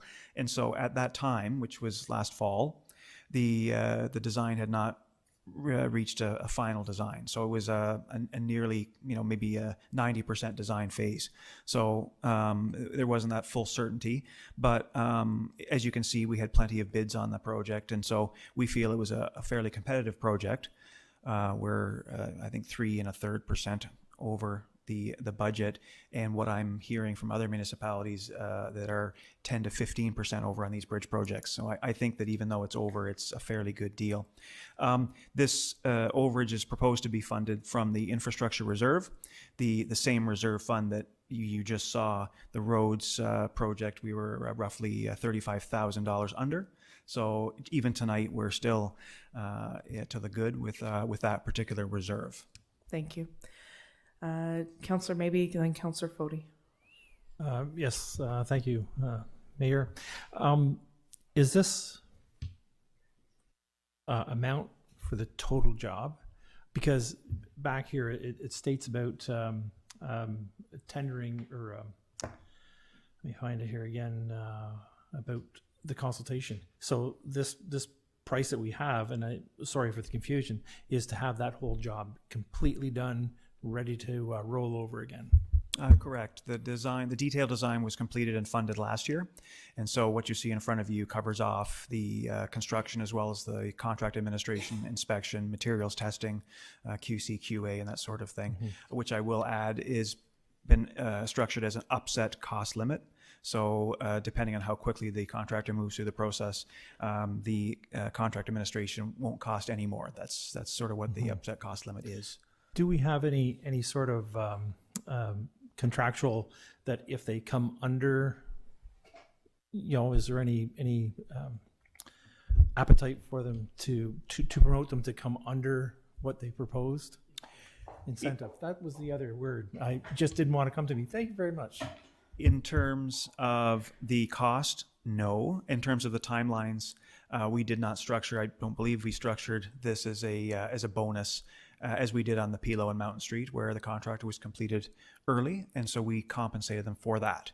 This project only has liquidated damages for when the contractor does not meet that final deadline for completion. But I will also add that around this venue that that bridge, the road will be closed at that bridge for the duration of construction. I need that to be clear. We will communicate that out to the ratepayers in advance of construction, but it's going to be quite a while of disruption, but to have structured it with one lane open and so forth would have really exaggerated the costs. Councillor Fody. Thank you, Your Worship, through you to our operations manager. You have to bear with me that our new computer program did not allow me to delve into some details that I wanted to go back on this past weekend. One of them was this bridge. Can you tell me what we're getting for that large amount of money? Is it just a retopping, or just exactly what are they doing? Your Worship, through you, I would consider this a major rehabilitation project. Obviously, $750,000 plus is a big project. Right. So this is a major rehab. So that means the full depth reconstruction of the deck. The railing will be completely replaced to current standards. The bearings will be completely replaced underneath the structure. And it's got, I believe, 2 piers as well as the abutments. So it's a significant structure. Recoating of steel. Work on the abutments, concrete work on the abutments, and I believe recoating of the steel piles. The bridge has steel piles, and so they need to be recoated. I'm just reviewing this here. Reinstatement of the asphalt surface and waterproofing, and yeah, as I've discussed, new steel beam guide rail on all quadrants with the energy attenuators as well, which I don't believe the structure currently it does not have. Any guide rail there now. So it's basically taking that bridge that was built in the 60s and bringing it up to a modern standard to last another 25 or 30 years. Thank you. Any further questions in regards to this tender? Deputy Mayor? Not to put you on the spot, Director, but this must be one of the last bridges or last few bridges, which is in line for rehabilitation. I know our asset management's not in place, but we got to be close. Yeah, I'll assuage your concerns, Mr. Deputy Mayor, as well as other members of council. I feel that the bridge portfolio within the township has been particularly well managed. There's certainly evidence of that in all of the assessment reports that have been completed. And so this is the most expensive one that the township will see, I believe, in many years. We do have another one coming on the horizon, a little small one on Kidd Road North that we'll be putting forward for design this year. But yes, I'd say that this is one of the few of that value that needs to be worked on in the near term. Thank you.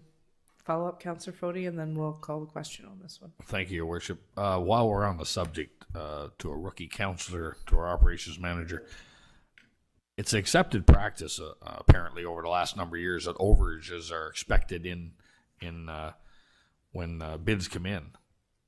Somewhere along the line, that went askew, as was directed here by or asked by Councillor Maybe.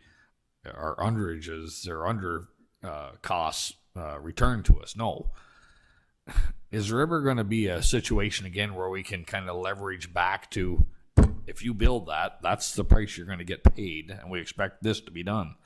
I mean, I have a problem when we put a contract out to tender, and it's okay to build that up 15 to 30% on a $750,000 job.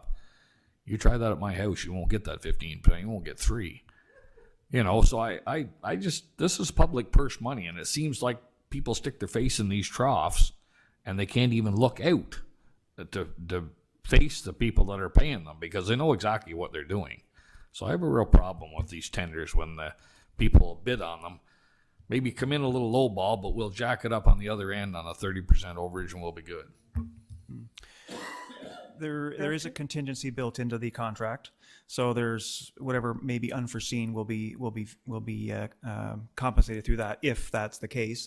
Naturally, as I'm sure you're aware, these projects can have a certain amount of unknowns, especially with a bridge project. You certainly try, and we hire competent engineering firms to inspect and prepare a design, but there's always going to be unforeseen in construction. It's just the way of, I'm not trying to make excuses here, but my experience over 20 plus years in this business is that we have some projects that come in under and some projects that do come in over, and at the end of the day, generally it evens out.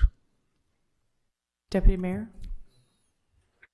I guess my question would be, then why do we spend all the money for engineers? If we're just going to guess, why don't we do it ourselves and put a contingency in? Seems a bit silly to me, but it always has. I don't expect it'll change. Councillor Maybe? Thank you, Worshipman, through you. Again, having a consultant that can take apart the plan that was already presented and built, and potentially get the gravity of what needs to be done to a particular bridge or structure or building or whatever is important. Being kind of in that field myself. So it is partially, you try to get that bid as close as you can, but if you can go over, and typically if it's something major, it's a change order, and that's ordered and have to come back to us for that approval anyways. And having a little bit over a proposed budget, because these numbers were given to us or perhaps even brought forth 2 or 3 years ago. So prices have changed, conditions have changed. So you are going to get some increases sometimes, run into it a lot. This isn't far off of what a proposed budget for a project this size is. So I'm good with it. Just to follow up on that, this was in my view, a fairly good competitive process. The low bid was significantly lower than what we would consider that average. But you see the high bid, which typically would reflect the contractor's assessment of the risk involved with that project. The high bid was $1.3 or $1.4 million. So I think that it was a good competitive process, and it will cost what the market says it will cost. Thank you very much. Any further discussion before we call the question? Seeing none, I'll do so. Please signify if you're for or against. All those in favor? All those opposed? Carried.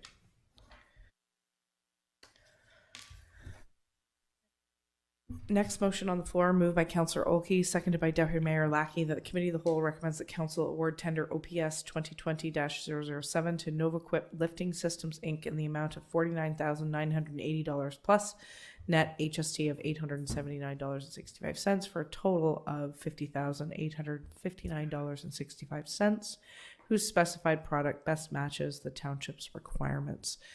Discussion on this motion, Deputy Mayor Lackey. Thank you, Your Worship, and I'll be quick. There's been a couple of comments already tonight, in the fact that our the new truck we just approved the tender for has an automatic greasing system, and I'm wondering why we're buying lifts to put trucks in the air when we don't have a mechanic. Seems a little odd to me. I'm sure that there's a reasonable explanation, and I would sure like to hear it. Director Goheen, would you like to speak to that? Sure, Your Worship, through you. Well, we don't have currently our mechanic on staff. We still have the position within our corporate structure. But I would argue that there's lots of things that can be done by an operator with these lifts. Least of which would be continued visual inspections or ease of maintenance. Our operators do lubricate the other 5 tandems, as well as the lighter duty stuff themselves. And if we can make them more efficient in their duties, so much the better. But there are many things that can be done with the vehicle in the air that just aren't as easy with it on the ground. And I've had the discussion with the fire chief as well. If they want to, we'll assist them, I guess, if we can find other ways to save money and having maintenance and other repairs done to their vehicles as well.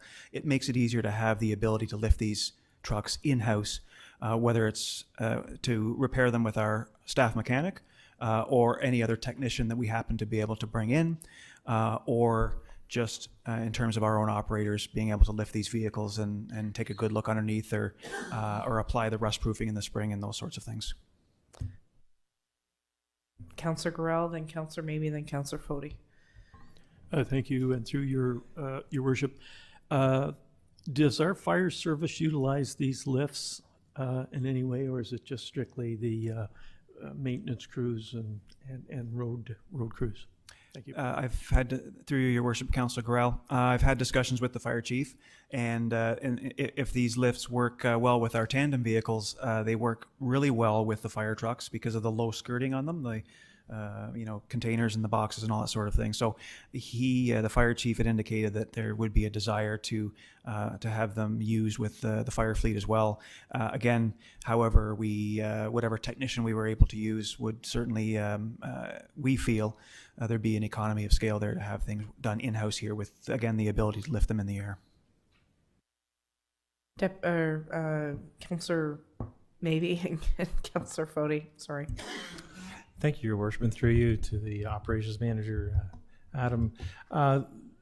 In the document, it indicated that these are a portable 4-stand system. I do have a lot of concern about that being a portable that is not fastened down to the floor, and that these vehicles are heavy, particularly when you get a fire truck. So I have a big question on safety, the overall safety of how these work. And yes, there's a training, and it's just not anybody using them. But did you not consider a fixed in place hoist that actually has less likelihood of teetering over? And what is the total travel height of this particular lift opposed to something that's fixed? Through your worship, I have the brochure here for this particular brand we're proposing, but they're wheel lifts. So they actually cup the tires.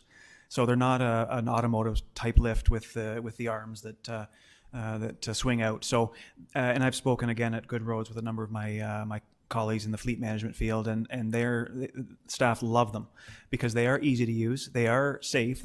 I specifically asked that question, whether there's a concern about safety, and they apparently no concerns with that. They're quite safe to use apparently. Sorry. I do have a follow-up. So you won't be changing tires, obviously, if it's using the tires to lift it up. So is that advantage or disadvantage?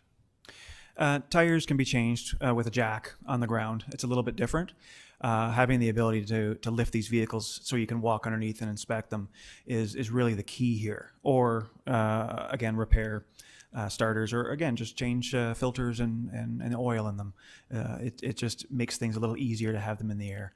They are expensive, but they are top of the line, state of the art. They're like forklifts. They have a pallet jack on them that move around. But again, state of the art, computer controlled, wireless, and the whole works. All the safety mechanisms are built into them. They're considered some of the best in the industry. Councillor Fody and then Deputy Mayor Lackey, and then we'll move on from this one. We're running out of time. Thank you, Your Worship. Just a comment on this type of lift. You can pretty much go to any heavy shop and see these in action. The ones I've seen also have a yoke cradle built into them, so you can change the tire if you wish. You can jack it up with the yoke. That'll leave you access to pull that tire off. I think the key thing we need to remember here is, I assume it's heavy enough to lift. What's the lift capacity on this one in tonnage? They're 18,500 pounds each. Right. So the point is, we don't need a mechanic. You don't have to have a certified mechanic, change oil or grease anything. You can, I can point to a booming business right off of exit 579 in Napanee, a lube shop. You won't find a mechanic on staff, and they're lined up to get work done there. So it's just a clarification. We do not need a mechanic to have this type of work done. Any further discussion on this motion? Deputy Mayor? Yeah, I don't disagree with Councillor Fody. Oil changes are important, obviously. But what I've found over the past, when we did have a mechanic, and it was agreed upon that he would do the maintenance to the fire trucks, is that all of our trucks, let me clarify. Some of our trucks kept going to local establishments, which is fine. That's gives them money in their pockets. But a lot of our trucks are on warranty for a long period of time. And as was recently stated, we're driving our trucks to get those free oil changes and free maintenance. I say free, but again, as stated, we're paying 2 men and their dog to get those trucks back and forth. So I question the fact. I know there probably is a need for maybe one, perhaps. I think we're looking for 2. Through you, Your Worship, we're looking to purchase 4 of these, but that's only to lift one vehicle at a time. Sorry, 1 for each tire. And I question the fact that the training that we have out in the garage. Do we have that? Should we have that ability to be underneath?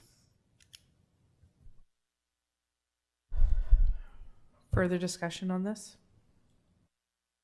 Seeing none, I'm going to call the question. All those in favor of the motion as presented, please signify. All those opposed? Carried.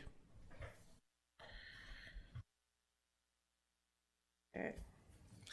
Next on the docket, moved by Councillor Mabey, seconded by Councillor Fody, that the Committee of the Whole recommends that Council names the grounds at the Rockport Customs House as Rockport Customs Park, and that further that the Committee of the Whole recommends that the Council direct staff to bring forward a bylaw to confirm the naming at the next regular meeting of Council. Discussion on this motion. I think the report is pretty straightforward, unless Wendy has anything to add to that. I think it's pretty straightforward. Seeing no discussion on it, I'll call the question. All those in favor of the motion as presented? All those opposed? Carried. Thank you, gentlemen. Next on the docket, moved by Councillor Mabey, seconded by Councillor Fody. The Committee of the Whole recommends that Council approve the revised Community Grants Policy AD-003-16. Council, you have this report in front of you. Unfortunately, Ms. Goodman was taken ill today, so is not able to answer any questions directly, but the CAO will do his best if there are any. And please, if anybody has any questions, please signify. Councillor Rowe.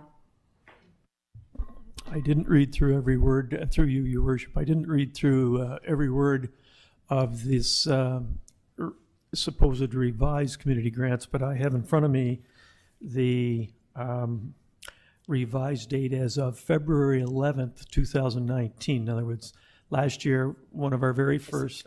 So this has revised this again.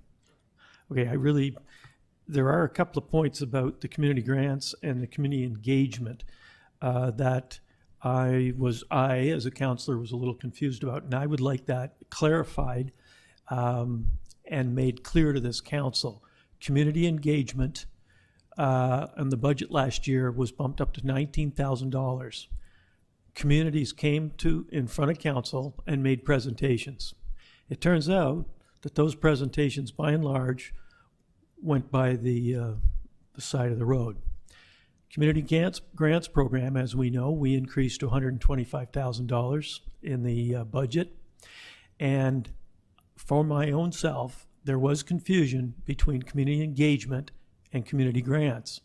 I want to make completely clear that if we expect a community to come in front of this council and make proposals, then we are accepting a responsibility to deal with that, because it wasn't dealt with well last year, trust me. So although we're being asked to look at this, I would like to make sure that the engagement process and the grants progress program are consistent, non-ambiguous, and they're working toward the same goal. And to that end, I'd even throw out there, in that we put in $125,000 into the grant program, an increase from $80,750.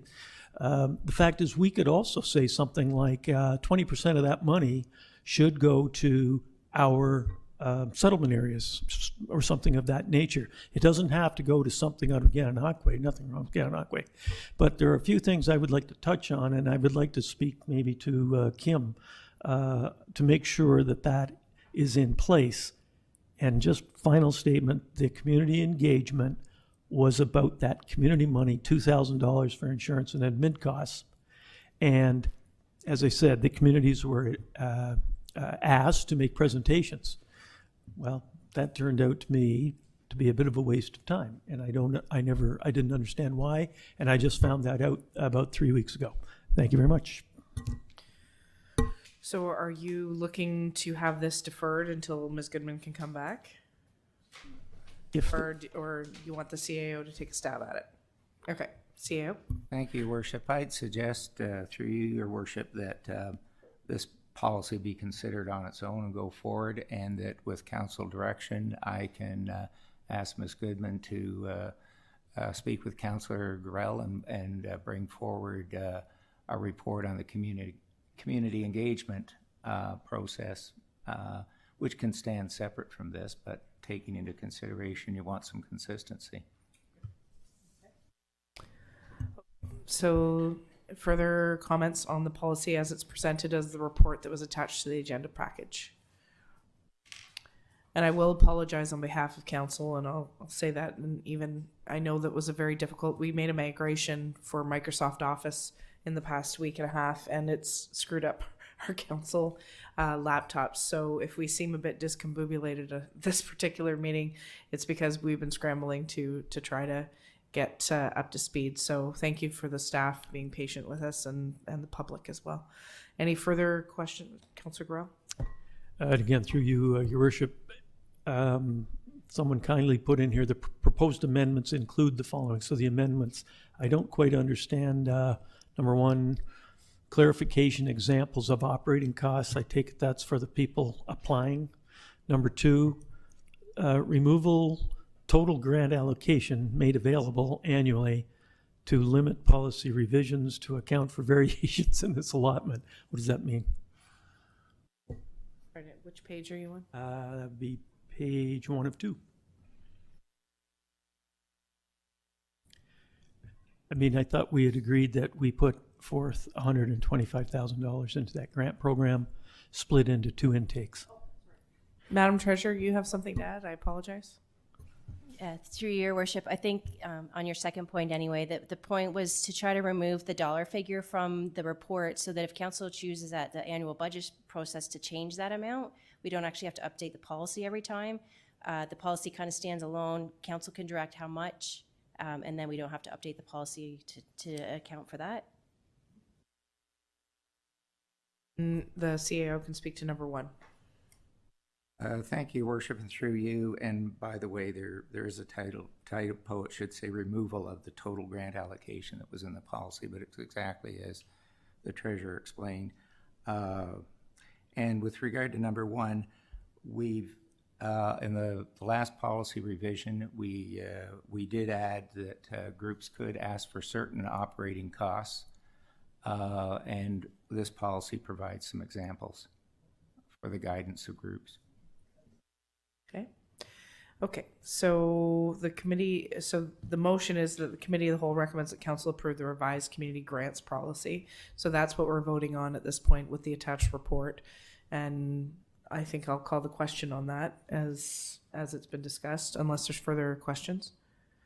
Seeing none, I'll call the question. Oh, madam in the gallery, I need you to come forward and speak at the mic so that people can hear you. Thanks.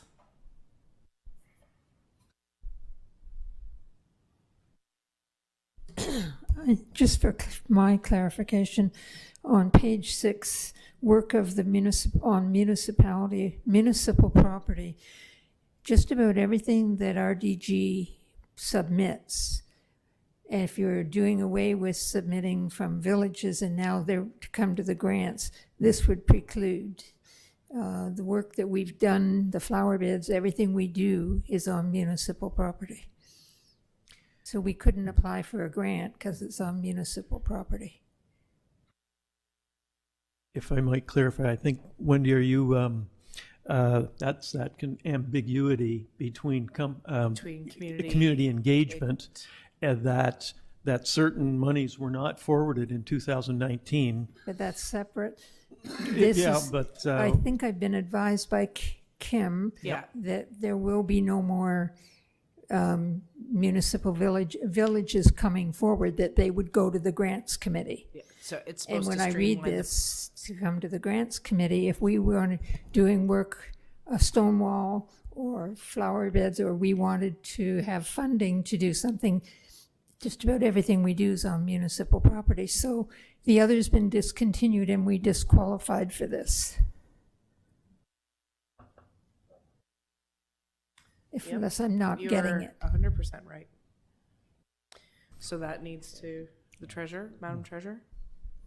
Through your worship, so I'd have to talk to Kim further about the specific of this paragraph, but I think one aspect could be because working on municipal property, if it's not an employee, technically liability. not covered under our insurance, and so there is a risk to having, unless we come up with a process that we by some means have volunteers covered under our insurance, having people working on municipal property does create a risk to the township. But that was why we took out insurance, because we weren't covered under your insurance. So we decorate the gates every Christmas. We put in flowers in the flower boxes. We put in planters in the stone. They're all on municipal property, and we usually ask for grant money to help us fund that. We couldn't with this, and the other one has been discontinued. So that basically shuts us out. Okay, the CAO has something to add to that. Thank you, Your Worship, and through you. The reason this is in here is because that grant policy, the grant is intended to not to enhance municipal property. If something needs to be done, say on the Rockport Park, you'd come through, the request should be submitted to the Director of Operations and Director of Finance for consideration for the capital and or operating budget process. So you would have an opportunity to have that work paid. It would just come out of our another budget as opposed to the grants budget. So we're But trying I to think get. that's the, sorry to interrupt, but I think that's the conflicting what Ms. Goodman has said to you. Is that not, what he's saying is that it doesn't preclude you to come to a council for operating and capital purposes, but that you were advised by Ms. Goodman that this was supposed to streamline it so that you could come through the community grants process. So it's Yeah, conflicting. in the past, we put things in, every village has submitted a village budget, but those village groups are technically non-existent because they don't own anything. They are, and so everything we do, the murals, the red grant, everything we've done for 10 years or more in the village has been on municipal property, and we've had that other avenue and been told we couldn't go to grants. Now, this precludes us from grants, and the other has the been ninth. abolished. So I'm going to propose that we defer this to the 9th, to the council meeting, so we can have further clarification. And if we need to rewrite it, we can with Ms. Goodman, because she's the most familiar with the report. And I hope she's not ill for another week, so she can help us. I hope she mends fast. Is that supportive of the council? Okay, Thank you. thank you. Yeah, we'll get. Yeah, that's a good point.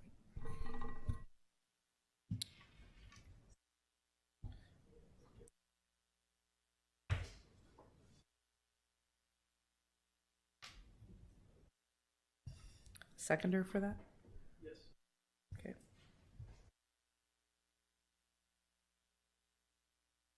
All those in favor of the deferral? All those opposed? Carried. Okay, last thing on the docket here, gentlemen and ladies. Oh, sorry. I apologize. I'm getting ahead of myself. I apologize. So, other business before we go to notice of motion. Council or Deputy Mayor Lackey. It's been long on my list of things, given what we've gone through in 2017 and 2019 with the high water on many of our waterways, not only the St. Lawrence River, but I'm wondering if I could ask for a report at some point to come to council. I think we need an explanation, quite simply, of what is the state of emergency and how would it affect our residents. Can, in fact, given the percentage of people affected, can we actually go through that process? If we could, how would it affect our residents? There's a whole list of things that I think people are unsure of. We see on social media that the U.S. has a little different way of doing business, which is not our way. But I think if people had an explanation of how we do business, it might be better accepted. Another thing is, should we get out front of this, get some sand as soon as humanly possible and some sandbags available to our residents prior to things happening? Is there an opportunity for barrels? Is there an opportunity? I'm looking at islands, and I know for a fact that some of them are large enough that they have septic systems, but in 2019 they were underwater. Where did that septic go? There's a real challenge here. We've often talked about property assessments. If people go through the reassessment process through impact, because their property values are going down because of this. I think we need to get ahead of this. I don't think we should be closing boat ramps. I mean, my God, common sense prevails. All that high water means to me at a boat ramp is that I don't have to back my trailer in as far. Jesus Christ, don't close the boat ramps. People have to get their boats in to get to their islands and their properties to either the contracting crews or themselves to go and look after the damage, and we shouldn't provide barriers to those people.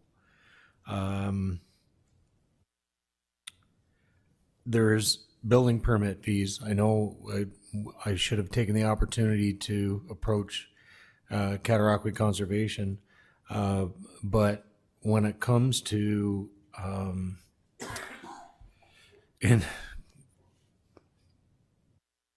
don't hate me from the building and planning department, but when it comes to building fees, if it's something where they have to put in a temporary dock or even a permanent dock, which raises the cottage, as long as they comply with the building codes, is there a way we can waive those fees so that they can accomplish what they need to?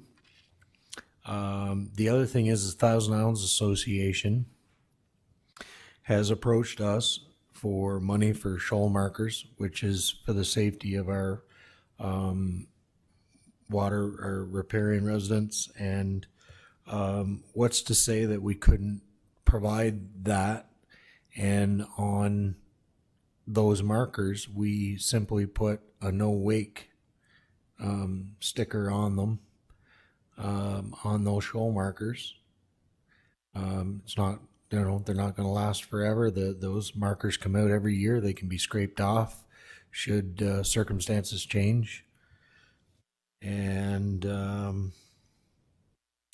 with the CRCA, can we ask for them to sort of be a little more forgiving?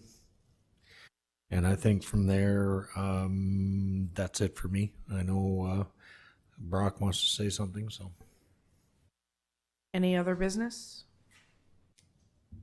You have a notice of motion, right? Or is it other business? Okay, so Councillor Oakey will finish with other business, and then we'll move on to notice of motion. Thank you, Your Worship. And my other business pertains to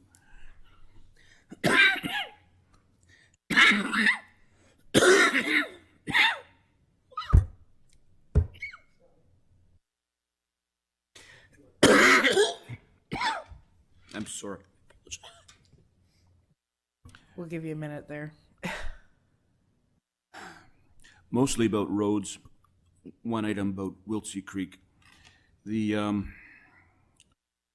received contact from, by accident, someone tagged me in a Facebook thing. There was discussion about road clearance on Simpson Road as you come off Back Street.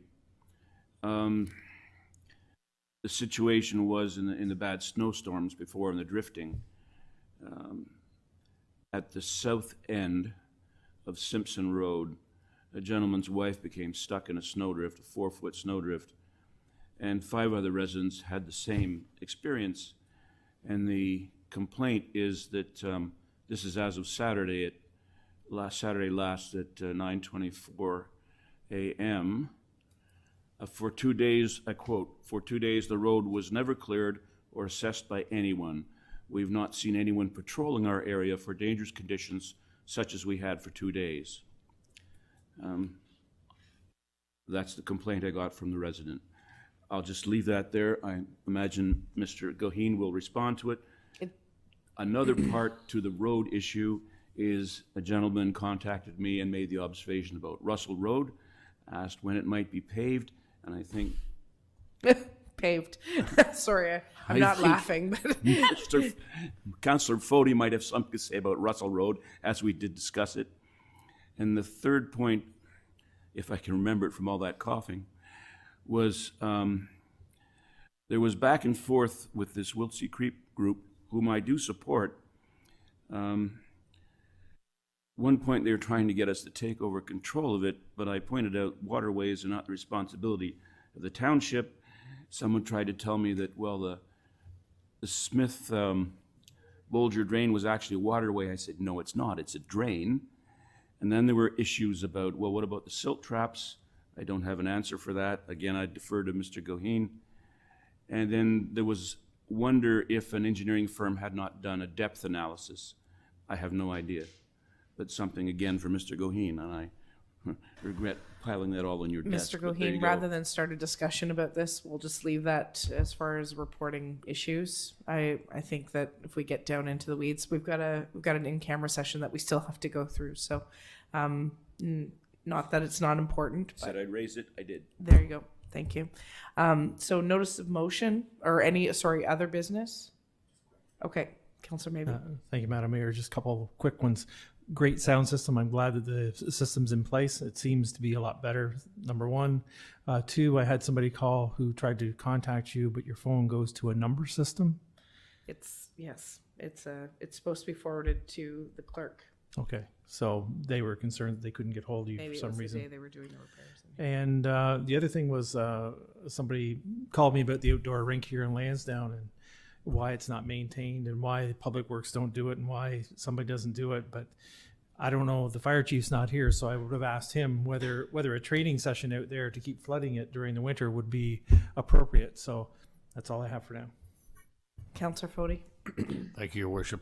With regards to the outdoor rink, I think Deputy Mayor Lackey could attest to that. Mother Nature has not provided an outdoor rink in only rare instances this year, given the help available.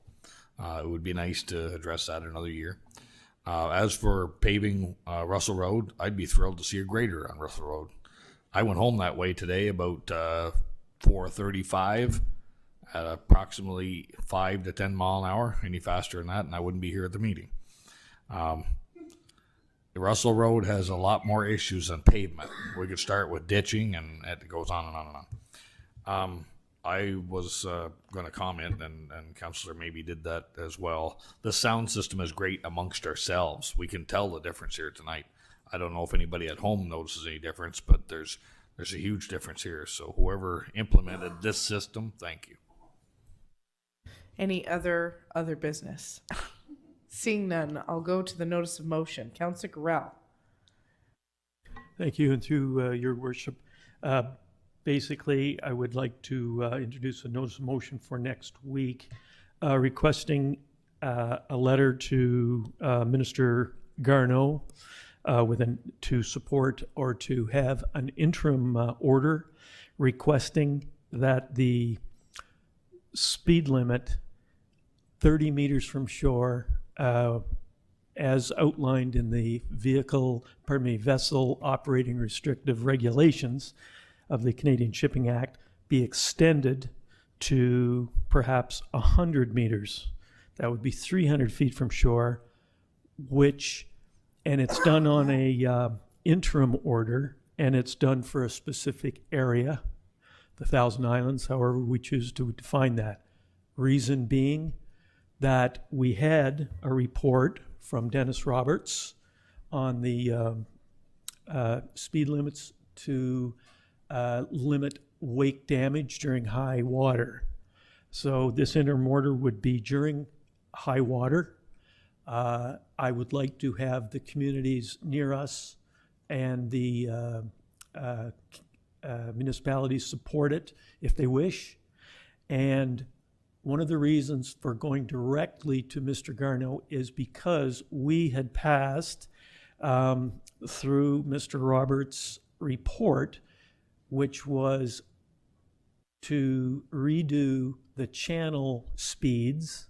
That process is long and arduous. It has been started by the operations department, but it requires public consultation, ...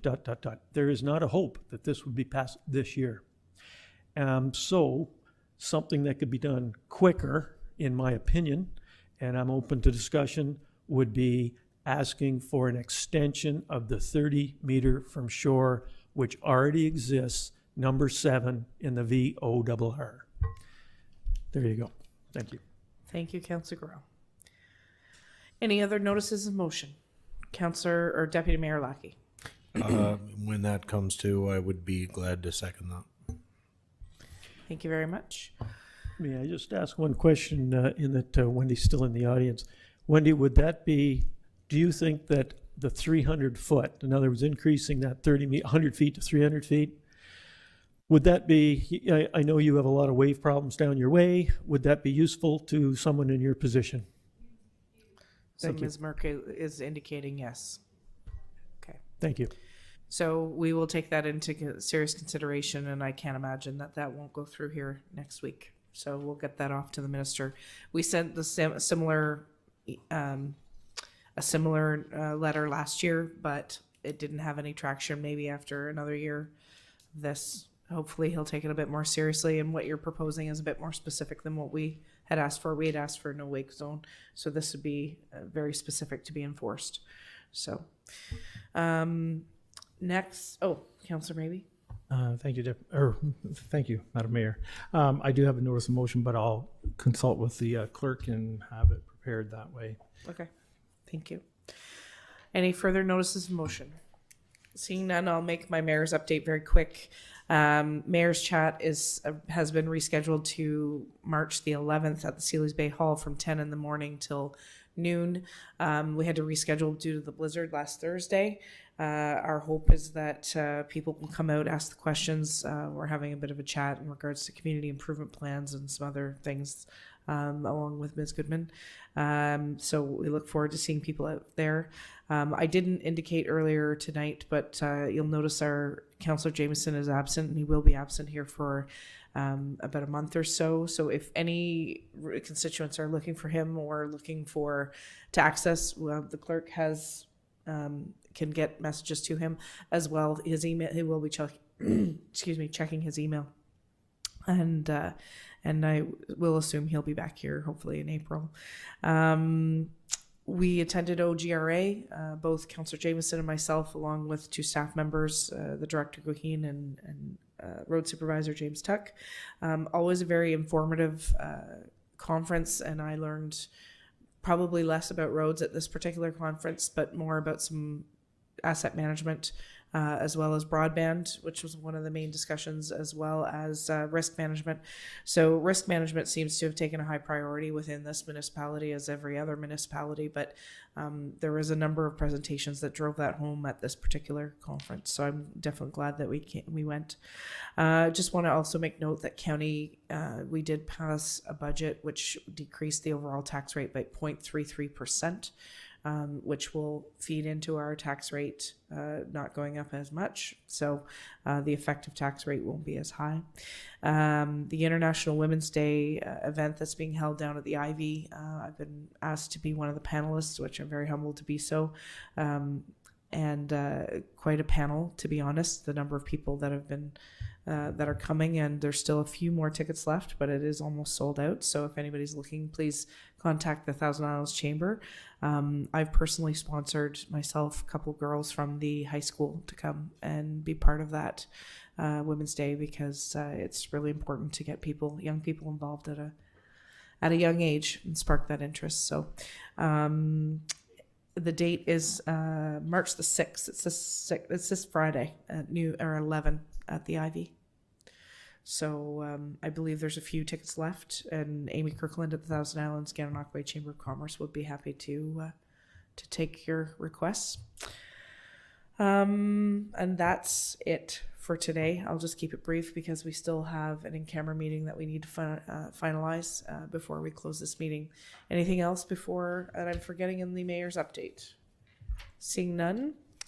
Motion on the floor. Councillor Maybe, seconded by Councillor Fody, that committee of the whole adjourn and form council in camera to consider personal matters about an identifiable individual, including municipal or local board employees, as it pertains to the CAO search, and to consider litigation or potential litigation, including matters before administrative tribunals affecting the municipality or local board, and to consider labor relations or employee negotiations as it pertains to collective bargaining. Any discussion on this motion? Seeing none, I'll call the question. All those in favor, please signify. All those opposed? Carried.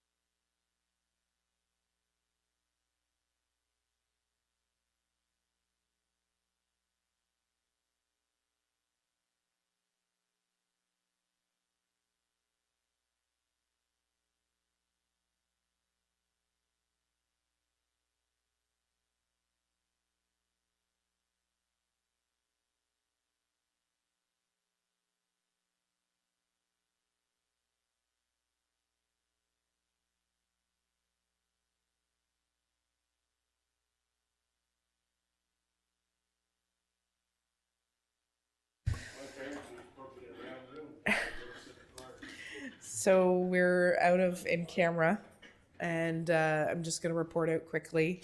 The matters were discussed as per the agenda, and there is nothing to report out on.